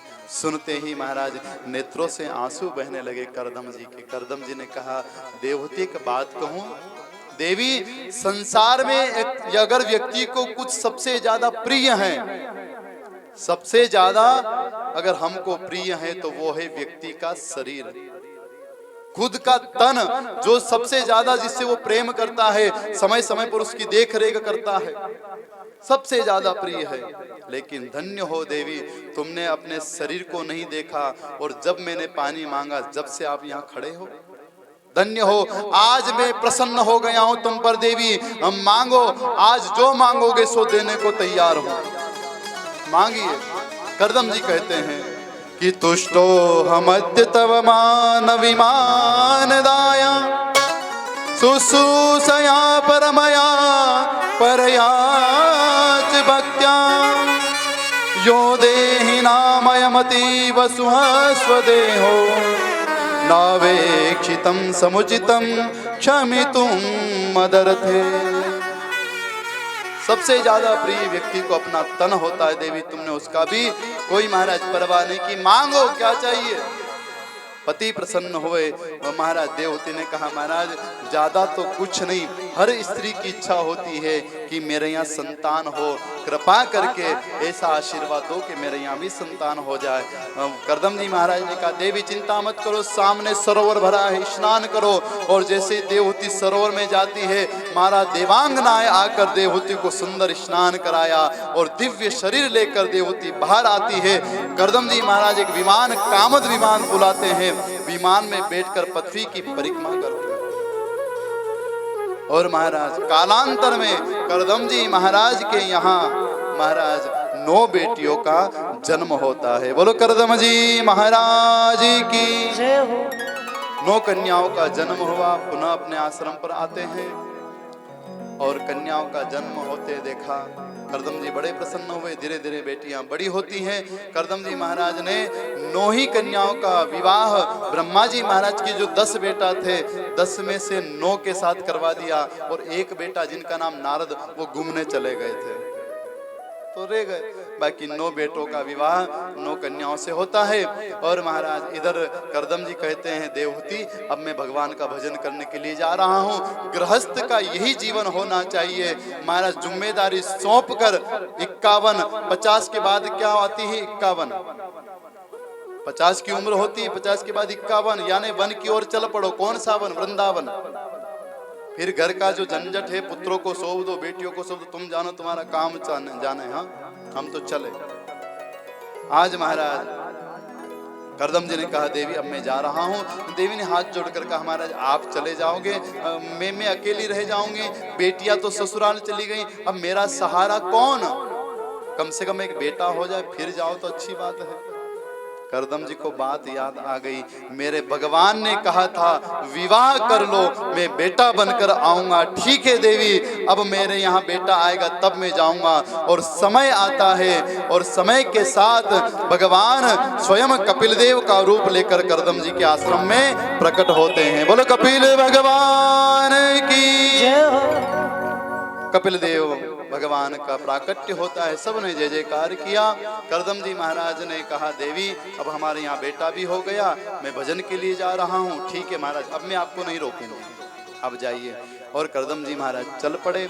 जाते जाते करदम जी ने कहा देवी ये जो हमारे यहाँ बेटा बनकर आया है ये कोई साधारण नहीं है ये ब्रह्म है ये परमपिता परमात्मा है अपने जीवन को संवार लेना। इतना कहकर चल पड़े। इधर कपिल देव जी महाराज धीरे धीरे महाराज बड़े होते हैं। एक दिन माँ देवहूति कपिल देव के चरणों में आकर बैठती है। कपिल देव ने कहा माँ आप नीचे बैठी हो। कपिल देव जी आसन पर बैठे थे। माँ ने कहा बेटा मैं समझती हूँ आप किसी के बेटे नहीं हो सकते आप सबके बाप हो। आप कपिल देव का रूप लेकर आए हो आप नारायण हो ब्रह्म हो मेरे पति ने मुझसे कहा है। अच्छा माँ पता लग गया? हाँ तो बोलो क्या चाहिए? देवहूति कहती है बेटा मुझे कुछ संसार की वस्तु नहीं चाहिए मुझे तो सिर्फ इतना बता दो कि निर्विण्णा नितरा भूमन मसीन्द्र यति तरसणा येन संभाव्यमानेन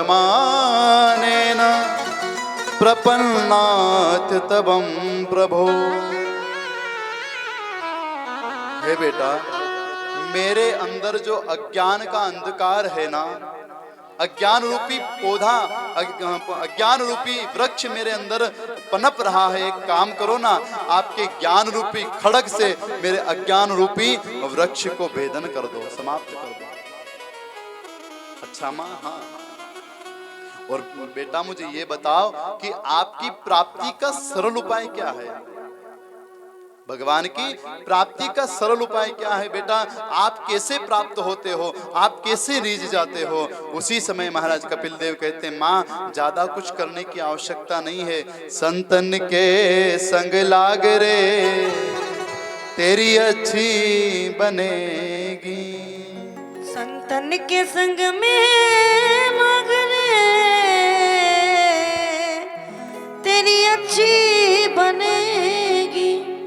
माँ कुछ भी करने की आवश्यकता नहीं है सिर्फ अपने शरीर को उठाना है अपने मन को उठाना है गुरुजी के चरणों में समर्पित कर देना है संतों के चरणों में समर्पित करना है। प्रेम से बोलो राधे राधे।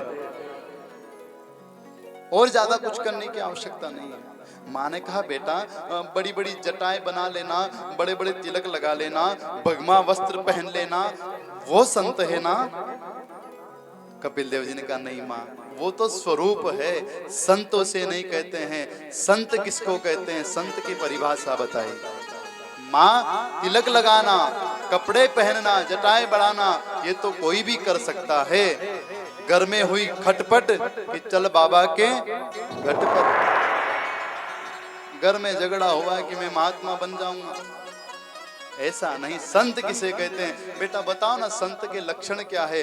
तो महाराज यहाँ कपिल देव कहते माँ सुनो, संत का पहला लक्षण कि तितिक्षवा कारुणिका सुहृदं सर्वदेहिना अजाता शत्रवः शांता साधव साधुभूषणा।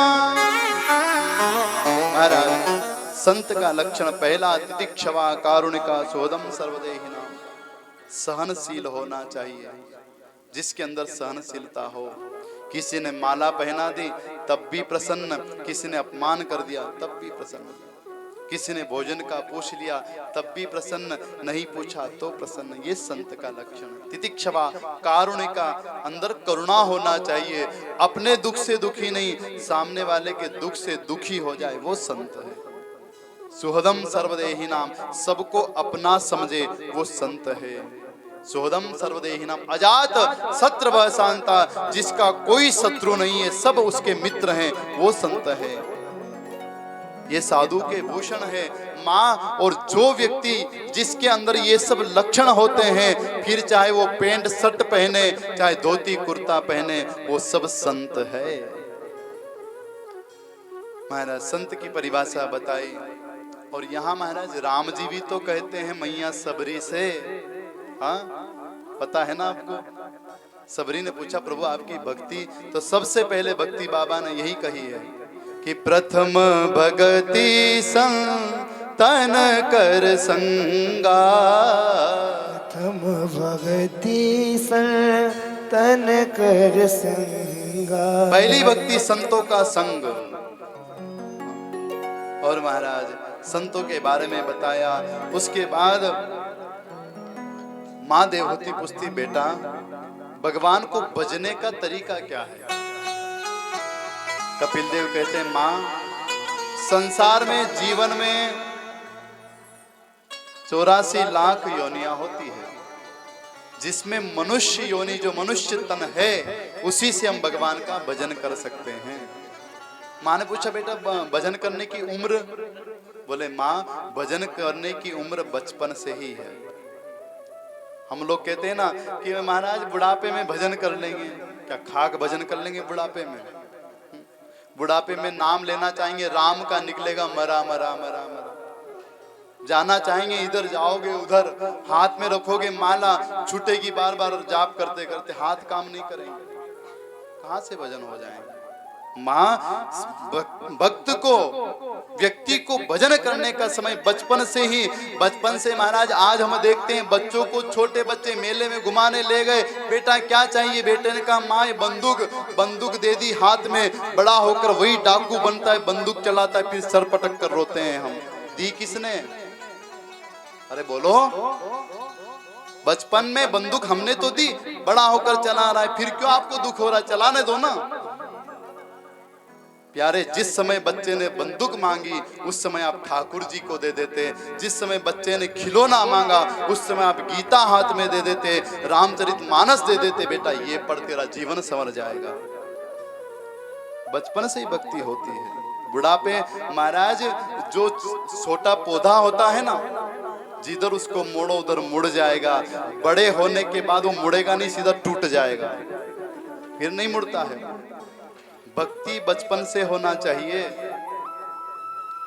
आज महाराज कपिल देव कहते माँ बचपन से भगवान का भजन करना पड़ेगा। जब हमें जो आदत हो जाती है ना बचपन से, वही आदत अंतिम तक रहेगी हमारे साथ। बुढ़ापे में, अच्छा एक बात बताओ, बुढ़ापे में आप कहते हो बुढ़ापे में हम भजन करेंगे, महाराज बुढ़ापे में रोग से ग्रसित हो गए, महाराज इतना रोग हो गया, हॉस्पिटल में भर्ती हो गए, इंजेक्शन लग रहे हैं, बाटल चढ़ रही है, ऑक्सीजन लगा हुआ है नाक पर, और कोई संत आकर बोले भैया राम का नाम ले, क्या लोगे? ऑक्सीजन नाक में लगी है, किसी ने कहा भैया राम का नाम ले, अब आप ऑक्सीजन लोगे कि राम का नाम लोगे? राम का नाम लोगे तो मर जाओगे, ऑक्सीजन ही लेना पड़ेगा ना। बुढ़ापे में नहीं होता है महाराज। बुढ़ापे में शरीर काम करता नहीं है, बैठ पाते नहीं है, चल सकते नहीं है, माला घुमा सकते नहीं है, मंदिर जा नहीं सकते, कहां से भजन करोगे? अरे भजन करने का समय है बचपन से ही। कपिल देव जी महाराज ने कहा मां बचपन से भगवान का भजन करो। अष्टांग योग के बारे में बताया और तत्व ज्ञान के बारे में बताया। अंतिम में भगवान कपिल देव जी महाराज कहते हैं मां सबसे सरल उपाय है कलयुग में अगर भव सागर पार होना है तो एक ही नाम प्रभु का सहारा। कि कलयुग केवल नाम आधारा, सुमिर सुमिर नर उतरहि पारा। सुमेरे सुमेर उतरहि पारा। हो कलयुग केवल नाम आधारा, कलयुग केवल नाम आधारा। सुमिर सुमिर नर उतरहि पारा। सुमेरे सुमेरे नर उतरहि पारा।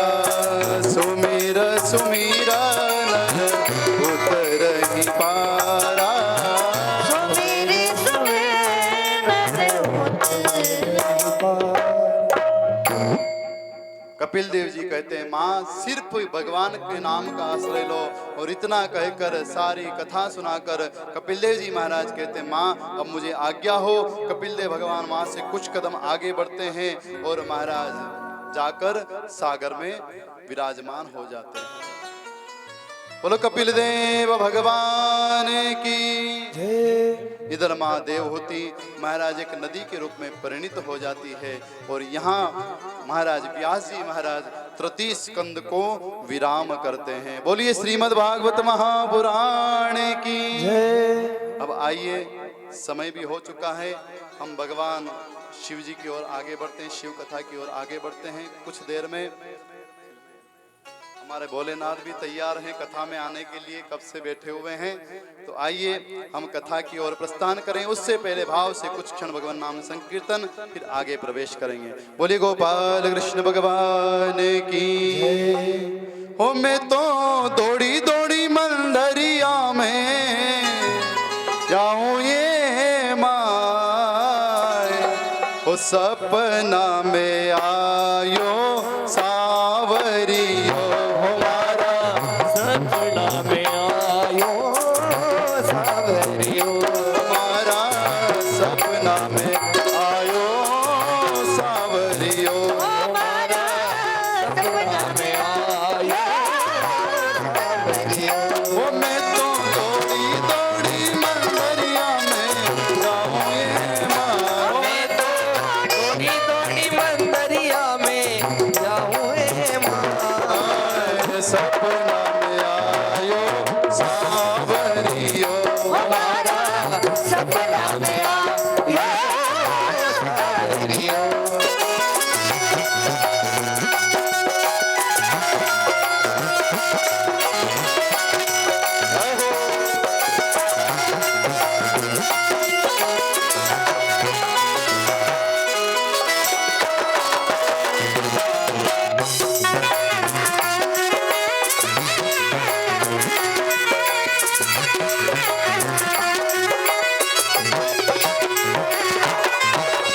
घर में नहीं लागे मन बाहर लागे।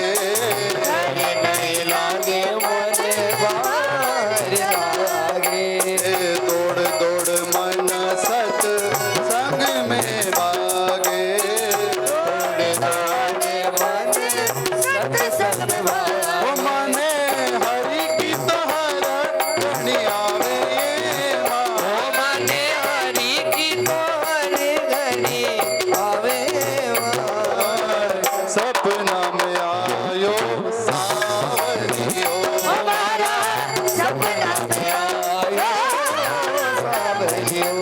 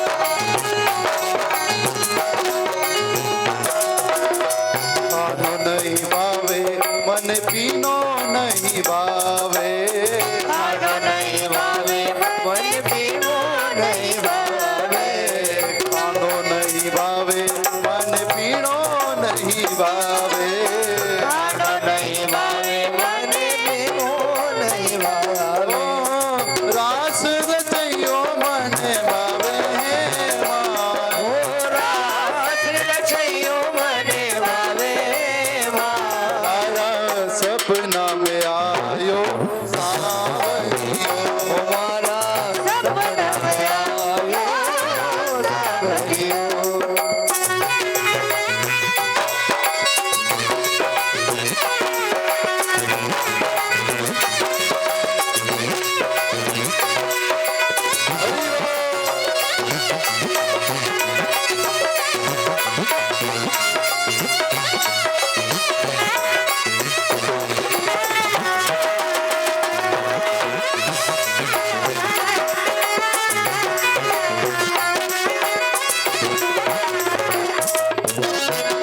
नहीं आवे मन आनंद आवे नींद नहीं आवे मने आनंद आवे नींद नहीं आवे मन आनंद आवे नींद नहीं आवे मने आनंद आवे सपना में आकर मन गावे ये माया मारा सपना में आवे मने आवे सपना में आयो सावरियो मारा सपना में आया सावरिया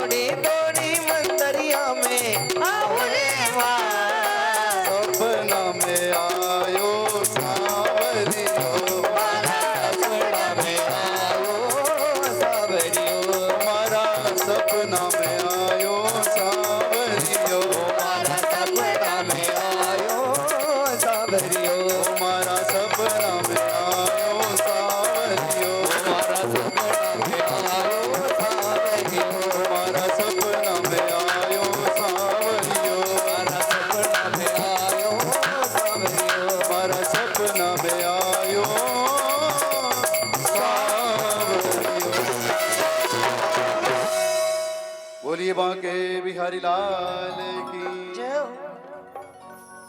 जिसने भजन गाया है, जिसने मेरे साथ भजन गाया, उसके सपने में आज शाम जी आ जाएंगे। हाँ, और नहीं गाया उसके सपने में भूत आएंगे।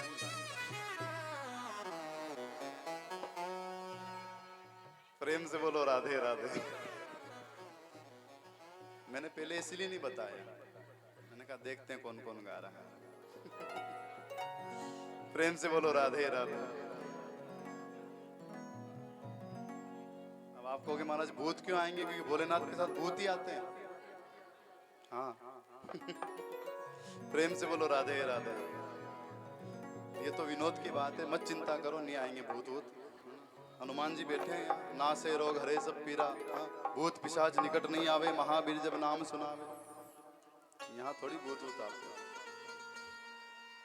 आइए अब हम जल्दी से भगवान महादेव जी की कथा की ओर प्रस्थान करते हैं। सुखदेव स्वामी कहते हैं, राजन देवहूति के बारे में बताया। मनोस्तु सतरूपायाम तिष्य कन्याश जगिरे आकुतिर्देवहूतिश प्रसूतिरिति विश्रुता। महाराज देवती का विवाह करदम जी महाराज के साथ आकुति का विवाह रुचि प्रजापति के साथ होता है। इनके यहाँ एक बेटा एक बेटी, बेटे का नाम है यज्ञ नारायण, बेटी का नाम है दक्षिणा। यज्ञ के बाद दक्षिणा अनिवार्य होती है। और तीसरी बेटी जिसका नाम है प्रसूति, प्रसूति का विवाह महाराज दक्ष प्रजापति के साथ होता है। इनके यहाँ 16 बेटियों का जन्म हुआ, जिसमें से 13 बेटियां धर्म के साथ ब्याह दी गई। एक का विवाह भगवान अग्नि नारायण के साथ और एक बेटी का विवाह पितृगण के साथ होता है। और एक बेटी जिसका नाम था सती, उनका विवाह भगवान महादेव के साथ होता है। बोलो उमापति महादेव की जय। महादेव जी के साथ विवाह हुआ। महाराज विवाह के कुछ समय के बाद एक दिन मेरे भोले बाबा बैठे हुए थे, निमंत्रण आया। कहाँ का? दक्ष को प्रजापति बना दिया ब्रह्मा ने। जो शिव जी के ससुर थे ना महाराज दक्ष, दक्ष को ब्रह्मा जी महाराज ने प्रजापति बना दिया। और मैंने एक दिन आपसे कहा था, जिसको पद मिल जाता उसको अभिमान आ ही जाता है। प्रजापति बनने के बाद दक्ष को इतना अभिमान आया, मेरे समान कोई नहीं। एक दिन सभा को संबोधित करने के लिए आया, सबको बुलाया। प्रजापति बनने के बाद सारे देवता लोग आते हैं, हाँ सब आकर बैठे हैं। ब्रह्मा विष्णु महेश भी आए, सब बैठे थे।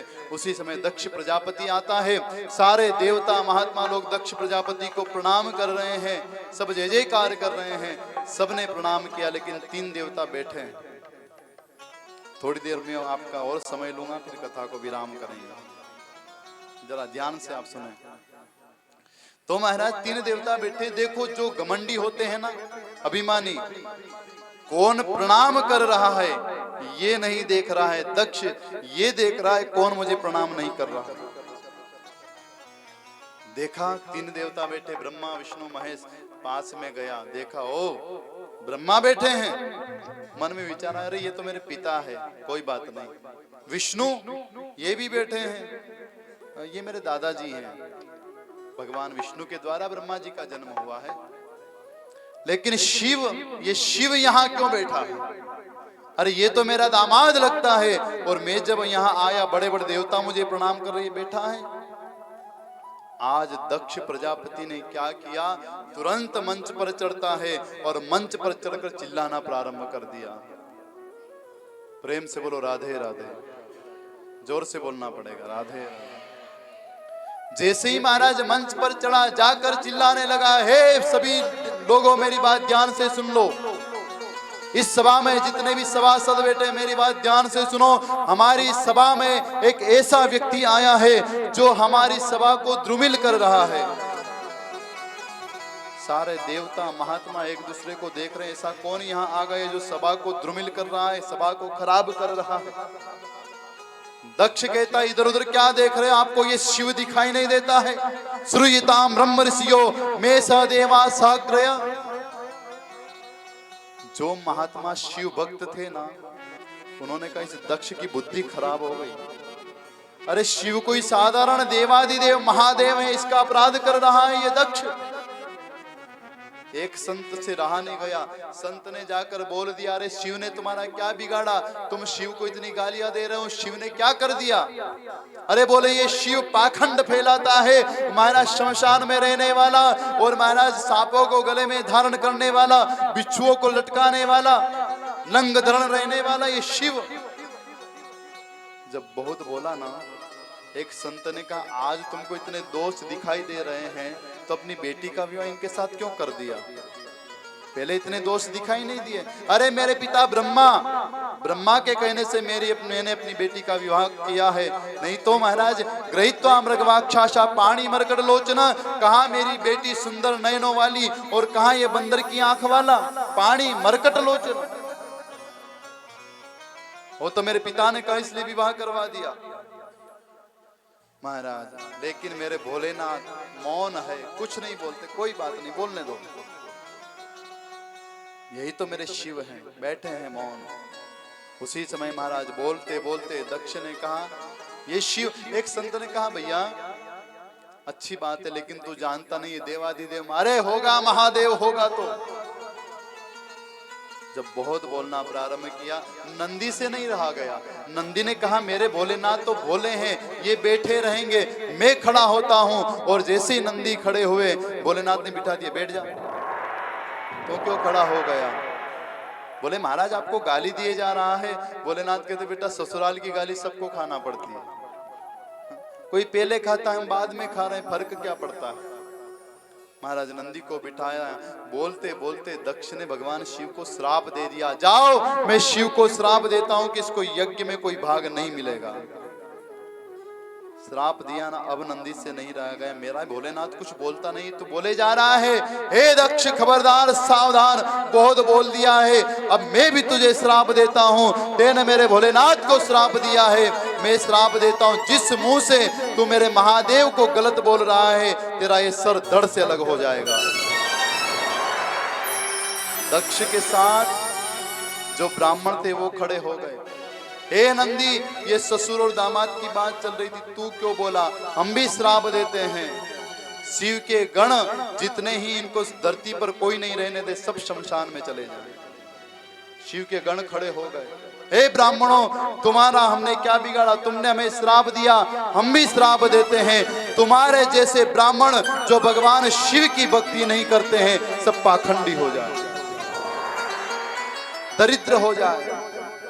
श्राप मिल गया। भगवान ने कहा भोलेनाथ ने, मैं आशीर्वाद सभा में आया था, यहाँ श्राप सभा शुरू हो गई, चलना चाहिए, अब यहाँ नहीं रुकना चाहिए, क्योंकि जहाँ ज्यादा क्रोध होता हो वहां से निकल जाना चाहिए। भोलेनाथ वहां से आ गए अपने महाराज कैलाश को, लेकिन सती को कुछ नहीं बताया।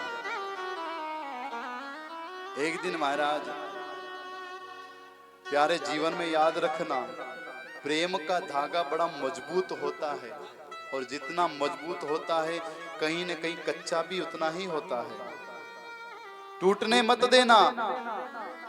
आज महाराज गांठ पड़ गई दक्ष के मन में कि रही मन धागा प्रेम का, मत तोड़ो चटकाए, टूटे से फिर ना जुड़े, और जुड़े तो गांठ पड़ जाए। जुड़ेगा नहीं और जुड़ भी जाएगा तो गांठ कहाँ छुपाओगे? दक्ष ने द्वेष किया। मेरे भोलेनाथ ने सती से कुछ नहीं बताया। अगर आज का कोई पति होता ना, सबसे पहले पत्नी को खड़खड़ाता, तेरे बाप ने मुझे ऐसा ऐसा कहा है। लेकिन धन्य मेरे भोलेनाथ, कुछ नहीं कहते हैं। आज महाराज दक्ष ने द्वेष किया, कनखल में बहुत बड़ा यज्ञ किया, सबको बुलाया, शिव को नहीं बुलाया। सबको निमंत्रण, शिव को नहीं। आकाश मार्ग से देवता लोग जा रहे हैं, और कैलाश पर्वत के ऊपर से सती ने देखा, कहाँ जा रहे? बाहर आकर पूछा, आप कहाँ? बोले हम जा रहे हैं यज्ञ में, महाराज दक्ष ने यज्ञ किया, तुम्हें निमंत्रण नहीं मिला। अब बेटी कैसे बोल दे महाराज कि मुझे निमंत्रण नहीं मिला? हाँ हाँ मिला तो है, तुम चलो मैं आ रही हूँ। मेरे भाई बहन, देवता देवियां सब चली गई। इधर सती आती भगवान महादेव जी के पास, बाबा आपको पता है मेरे पिता ने बहुत बड़ा यज्ञ किया, आपकी आज्ञा हो तो अपन चलें। बाबा ने कहा नहीं जाना चाहिए, पुरानी घटना सुना दी मेरे भोलेनाथ ने, देवी हमको निमंत्रण नहीं मिला। सती ने कहा बाबा कुछ जगह ऐसी हैं, पिता के यहाँ, माता पिता के यहाँ, राजा के यहाँ भक्त भगवान की कथा में, मंदिर में बिना बुलाए जाना चाहिए। बाबा कहते बेटे देवी तुम्हारा कहना सही है, बिना बुलाए जाना तो चाहिए, लेकिन वहां कोई शत्रु ना हो, वहां अगर एक भी अपना विरोधी ना हो तो जाना चाहिए, अगर एक भी विरोधी हो तो मत जाओ।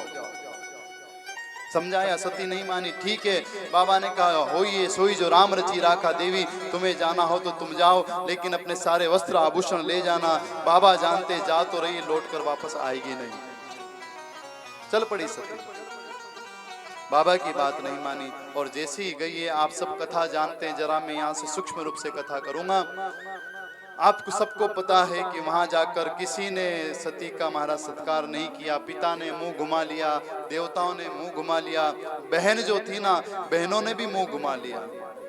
भगिनी मिली बहुत मुस्काता, बाबा ने लिख दिया बहुत हंसना खतरा है महाराज, स्त्रियों को ज्यादा हंसना नहीं चाहिए। बहुत हंसना भी खतरे की निशानी। आज यहाँ लिखा भगिनी मिली बहुत मुस्काता, एक मुस्कुराना, मुस्कुराहट बड़ी अच्छी लगती है, हमारा सम्मान होता है मुस्कुराने से। और एक महाराज हंसना हा हा करके, हाँ अपराध होता है, मानो सामने वाले की हंसी उड़ा रहे हैं। यहाँ लिखा भगिनी मिली बहुत मुस्काता, बहनें बहुत हंस रही है और पूछ रही तेरे पति आज भी नंग धड़ंग रहते हैं, कुछ पहना है, और तेरे मकान बना है कि नहीं बना है। सब हंसी उड़ा रहे हैं। सती को पता लग गया मेरे पति ने सच कहा था कि देवी जाओगे तुम्हारा सत्कार नहीं होगा, मैंने नहीं बात मानी, आई हूं। सारे पात्र ने अपराध किया, लेकिन गोस्वामी जी और व्यास जी महाराज यहाँ लिखते हैं एक पात्र ऐसा है जिसने सती को गले लगा लिया, वो है माँ। माँ ने गले लगाया कि सादर भला ही मिली एक माता, भगिनी मिली बहुत मुस्काता,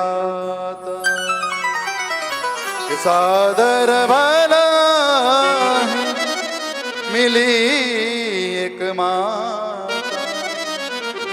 एक माँ वो सादर मिलती है। उसी समय सती से कहा माँ बेटा चलो अंदर कुछ खाना पीना। नहीं माँ पहले पिता से मिलूंगी। जाकर यज्ञ में पहुंचती है, चारों तरफ देखती है, छोटे से छोटे देवता का भाग, लेकिन मेरे महादेव का भाग नहीं। लाल आंखें हो गई, क्रोधित हो गई सती। सती ने कहा अभी तक तो मैं अपने पिता का लिहाज कर रही थी। और सती कोई साधारण नहीं, जगदम्बा महाकाली का है। लाल आंख हो गई क्रोध में। पत्नी सब बर्दाश्त कर सकती है, लेकिन अपने पति का अपराध कभी बर्दाश्त नहीं करती। खड़ी हो गई, चिल्लाने लगी, हे महाराज सारे देवताओं कान खोलकर सुन लो, तुम इस यज्ञ में आए हो, ये यज्ञ कभी पूर्ण नहीं हो सकता है। जिस यज्ञ में मेरे महादेव का स्थान न हो वो यज्ञ कभी सफल नहीं हो सकता। सारे देवताओं तुम्हें इसका दंड मिलेगा। और महाराज दक्ष से कहती हे महाराज दक्ष, आपने मेरे महादेव का, मेरे पति का अपराध किया है, आपको भी इसकी सजा मिलेगी। और इतना कहते कहते सती ने कहा अब मैं ये शरीर नहीं रख सकती हैं। क्यों? क्योंकि मेरा जन्म आपके द्वारा हुआ है और आपने मेरे महादेव का अपराध किया है, इसलिए मैं अपने शरीर को समाप्त करती हूँ। योगा अग्नि में महाराज सती ने अपने शरीर को समाप्त कर दिया। बोलो सती मैया की। शरीर को समाप्त किया। इधर महाराज भगवान महादेव को पता लगता है, जटा उखाड़ते हैं, वीरभद्र उत्पन्न हुए, जाकर पूरा यज्ञ विध्वंस कर डाला, सारा यज्ञ समाप्त कर दिया। वीरभद्र ने महाराज त्रिशूल लेकर महाराज दक्ष का सर धड़ से अलग कर दिया। सारे देवता, किसी का हाथ टूट गया, किसी के नाक, किसी के कान, भागते ब्रह्मा के पास, त्राहिमाम पाहिमाम, रक्षा करो रक्षा करो। ब्रह्मा जी ने कहा क्या हुआ? बोले यज्ञ में गए थे भाग लेने, हमारा भाग भी चला गया, क्या करे महाराज। ब्रह्मा जी ने कहा चलो भोलेनाथ के पास। भोलेनाथ के पास गए, स्तुति की, हे महादेव कृपा करो, भूल हो गई, अब खाई सो खाई, आगे खाई तो राम दुहाई, अब ऐसी गलती नहीं करेंगे, अब कृपा करो। महादेव प्रसन्न होते हैं और यज्ञ में आते हैं। यज्ञ में आकर महाराज भगवान ने कहा यजमान कहाँ है? ब्राह्मण देवता कहते हैं महाराज यजमान का दर्द तो ये पड़ा है, सर कुंड में गया। अच्छा। भोलेनाथ ने कहा ज्यादा मैं करता था ना, ये मैं ये मेरा वो मेरा, इसलिए इसको बकरे का मुंह लगाओ। और महाराज बकरे का मुंह लाकर लगाया गया, क्योंकि अहंकारी था, जहां देखो वहां मैं जो मैं करता है, अभिमानी, उसको बकरे का सर लगाया गया। और महाराज उसी समय जैसे बकरे का सर लगा, भगवान महादेव के बारे में जान लिया दक्ष ने और स्तुति करता, हे परमपिता परमात्मा, हे देवादिदेव महादेव, मैं आपको प्रणाम करता हूँ, मैं आपको समझ नहीं पाया। भगवान ने कहा अब तो समझ गया। हाँ। यज्ञ पूरा हुआ और उसके बाद भगवान माँ सती की याद में इस पर्वत से उस पर्वत भ्रमण करते हैं। और आइए अब हम 2 मिनट में विवाह की ओर आगे बढ़ते हैं। भगवान का कैसा विवाह हुआ है, यहाँ भागवत में ज्यादा विस्तार से कथा नहीं दी गई है, लेकिन भोलेनाथ तैयार है तो हम थोड़ा सा घूमकर वहां बढ़ जाते हैं। प्रेम से बोलो राधे राधे, राधे जोर से बोलना पड़ेगा राधे राधे। राधे राधे। मेरे बाबा कहते हैं कि जब सती ने अपने शरीर का परित्याग किया था ना, तो मरते समय सती ने राम जी को याद किया, भगवान को याद किया। सती मरत हरि सनवर मांगा, जन्म जन्म शिव पद अनुराग। जन्म जन्म शिव पद अनुराग। भगवान हरि को याद किया और अगला जन्म मेरी माँ सती का पार्वती के रूप में होता है। हिमालय मैना की बेटी बनकर पार्वती मैया का प्राकट्य होता है। बोल पार्वती मैया की जय, उमापति महादेव की जय। अरे तेहि कारण हिम गिरि ग्रह जाई, जनमी पार्वती तनु पाई। जनमी पार्वती कर पाई।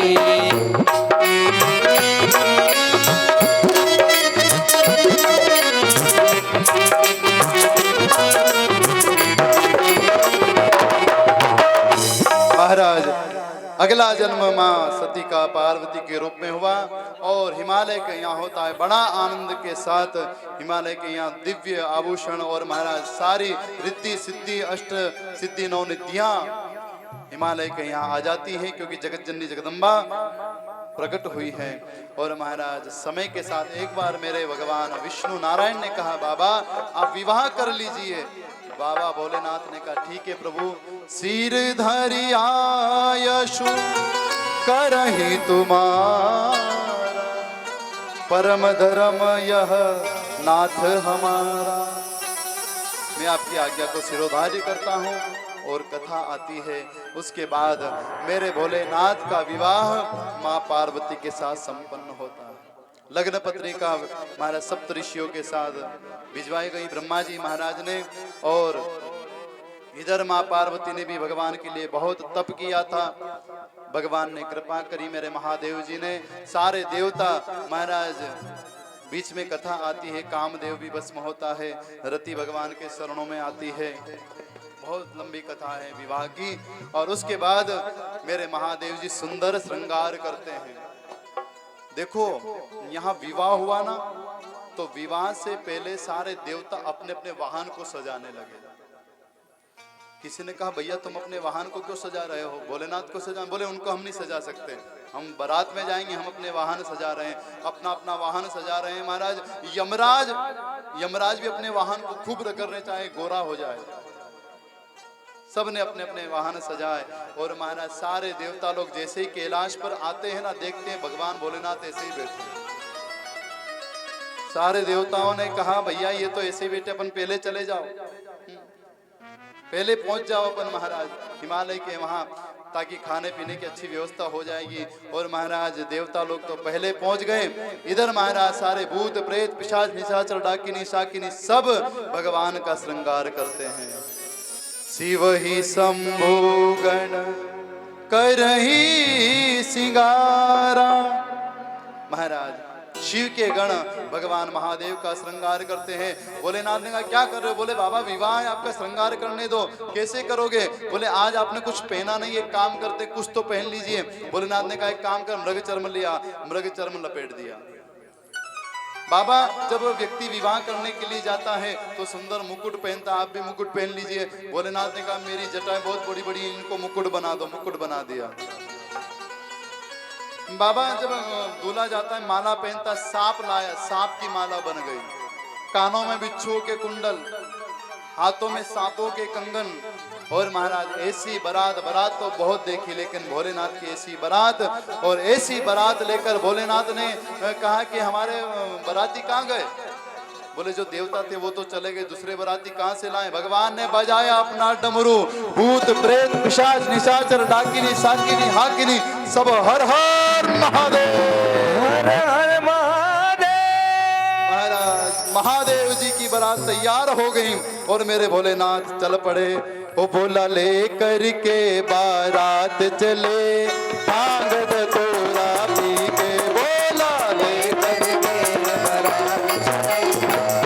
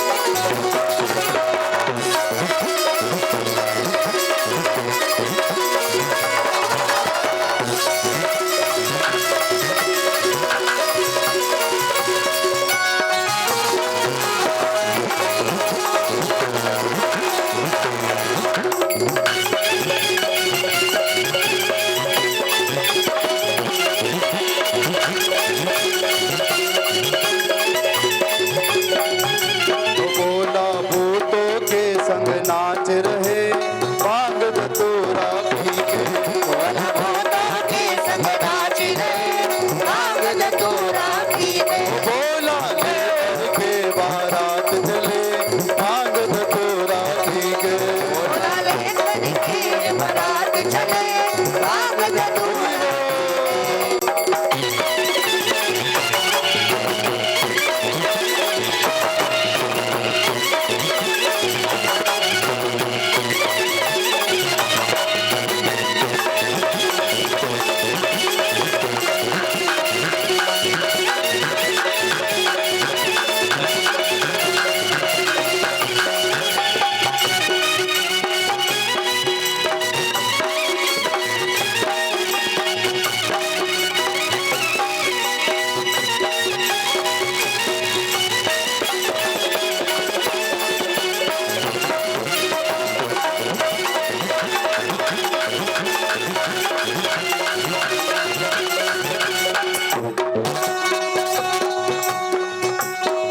बोला लेकर के बारात चले भांग धतूरा पी के बोला लेकर के बारात चले भांग धतूरा पीने बोला लेकर के बारात चले भांग धतूरा पी के बोला लेकर के बारात चले भांग धतूरा पीने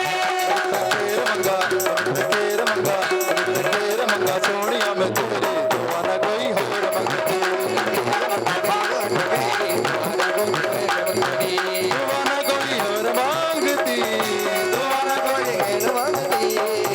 दीवाना कोई और मांगती दीवाना कोई और मांगती तेर मंगा सोनिया में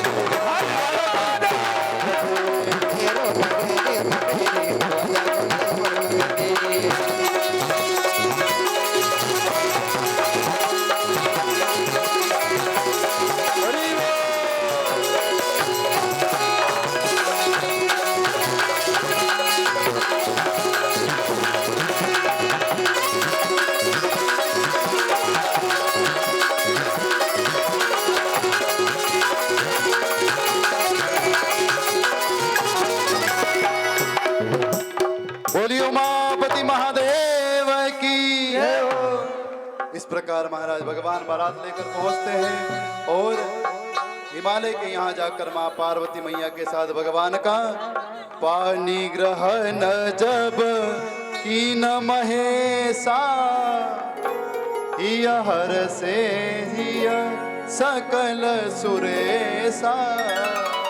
जब मेरे भोलेनाथ ने पानी ग्रहण किया और पानी ग्रहण करने के बाद माँ जगतजननी जगदम्बा पार्वती का विवाह भोलेनाथ के साथ संपादित होता है। भगवान माँ पार्वती को लेकर कैलाश पर्वत में निवास करते हैं। अब इसी के साथ आज की कथा भगवान महादेव के श्री चरणों में हनुमान जी महाराज व मेरी राधा रमण लाल जी के श्री चरणों में यही समर्पित करते हैं। कल पुनः आप सबसे मुलाकात होगी, तब तक के लिए जय श्री राधे, जय श्री कृष्णा, हर हर हर हर हर हर। आइए 2 मिनट भगवान नाम संकीर्तन, आरती, और आरती के बाद सब आराम से भगवान का दर्शन करें। जब तक आप दर्शन ना करोगे तब तक भगवान यहीं, आप चिंता मत करना, है ना। आइए प्रेम से 2 मिनट भगवान नाम संकीर्तन, फिर आरती। हरे राम राम राम सीता राम राम राम, हरे राम राम राम सीता राम राम राम, राम हरे राम राम राम सीता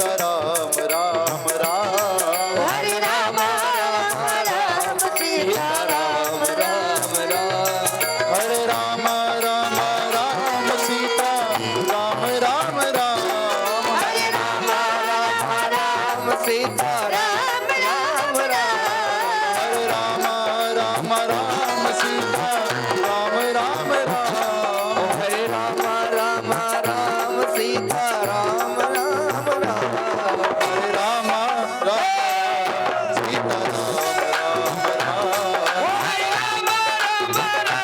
सीता राम राम राम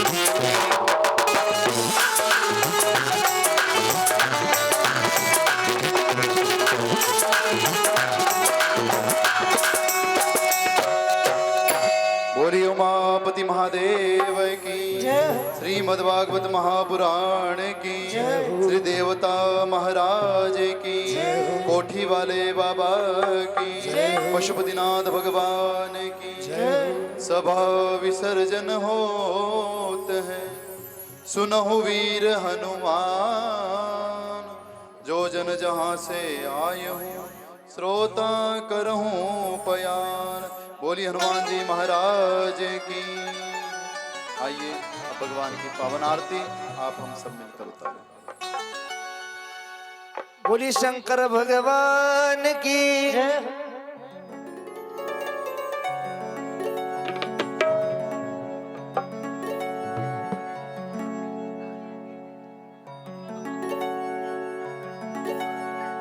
हे उमापति मैं करूं आरती तेरी हे उमापति मैं करूं आरती तेरी हे उमापति मैं करूं आरती तेरी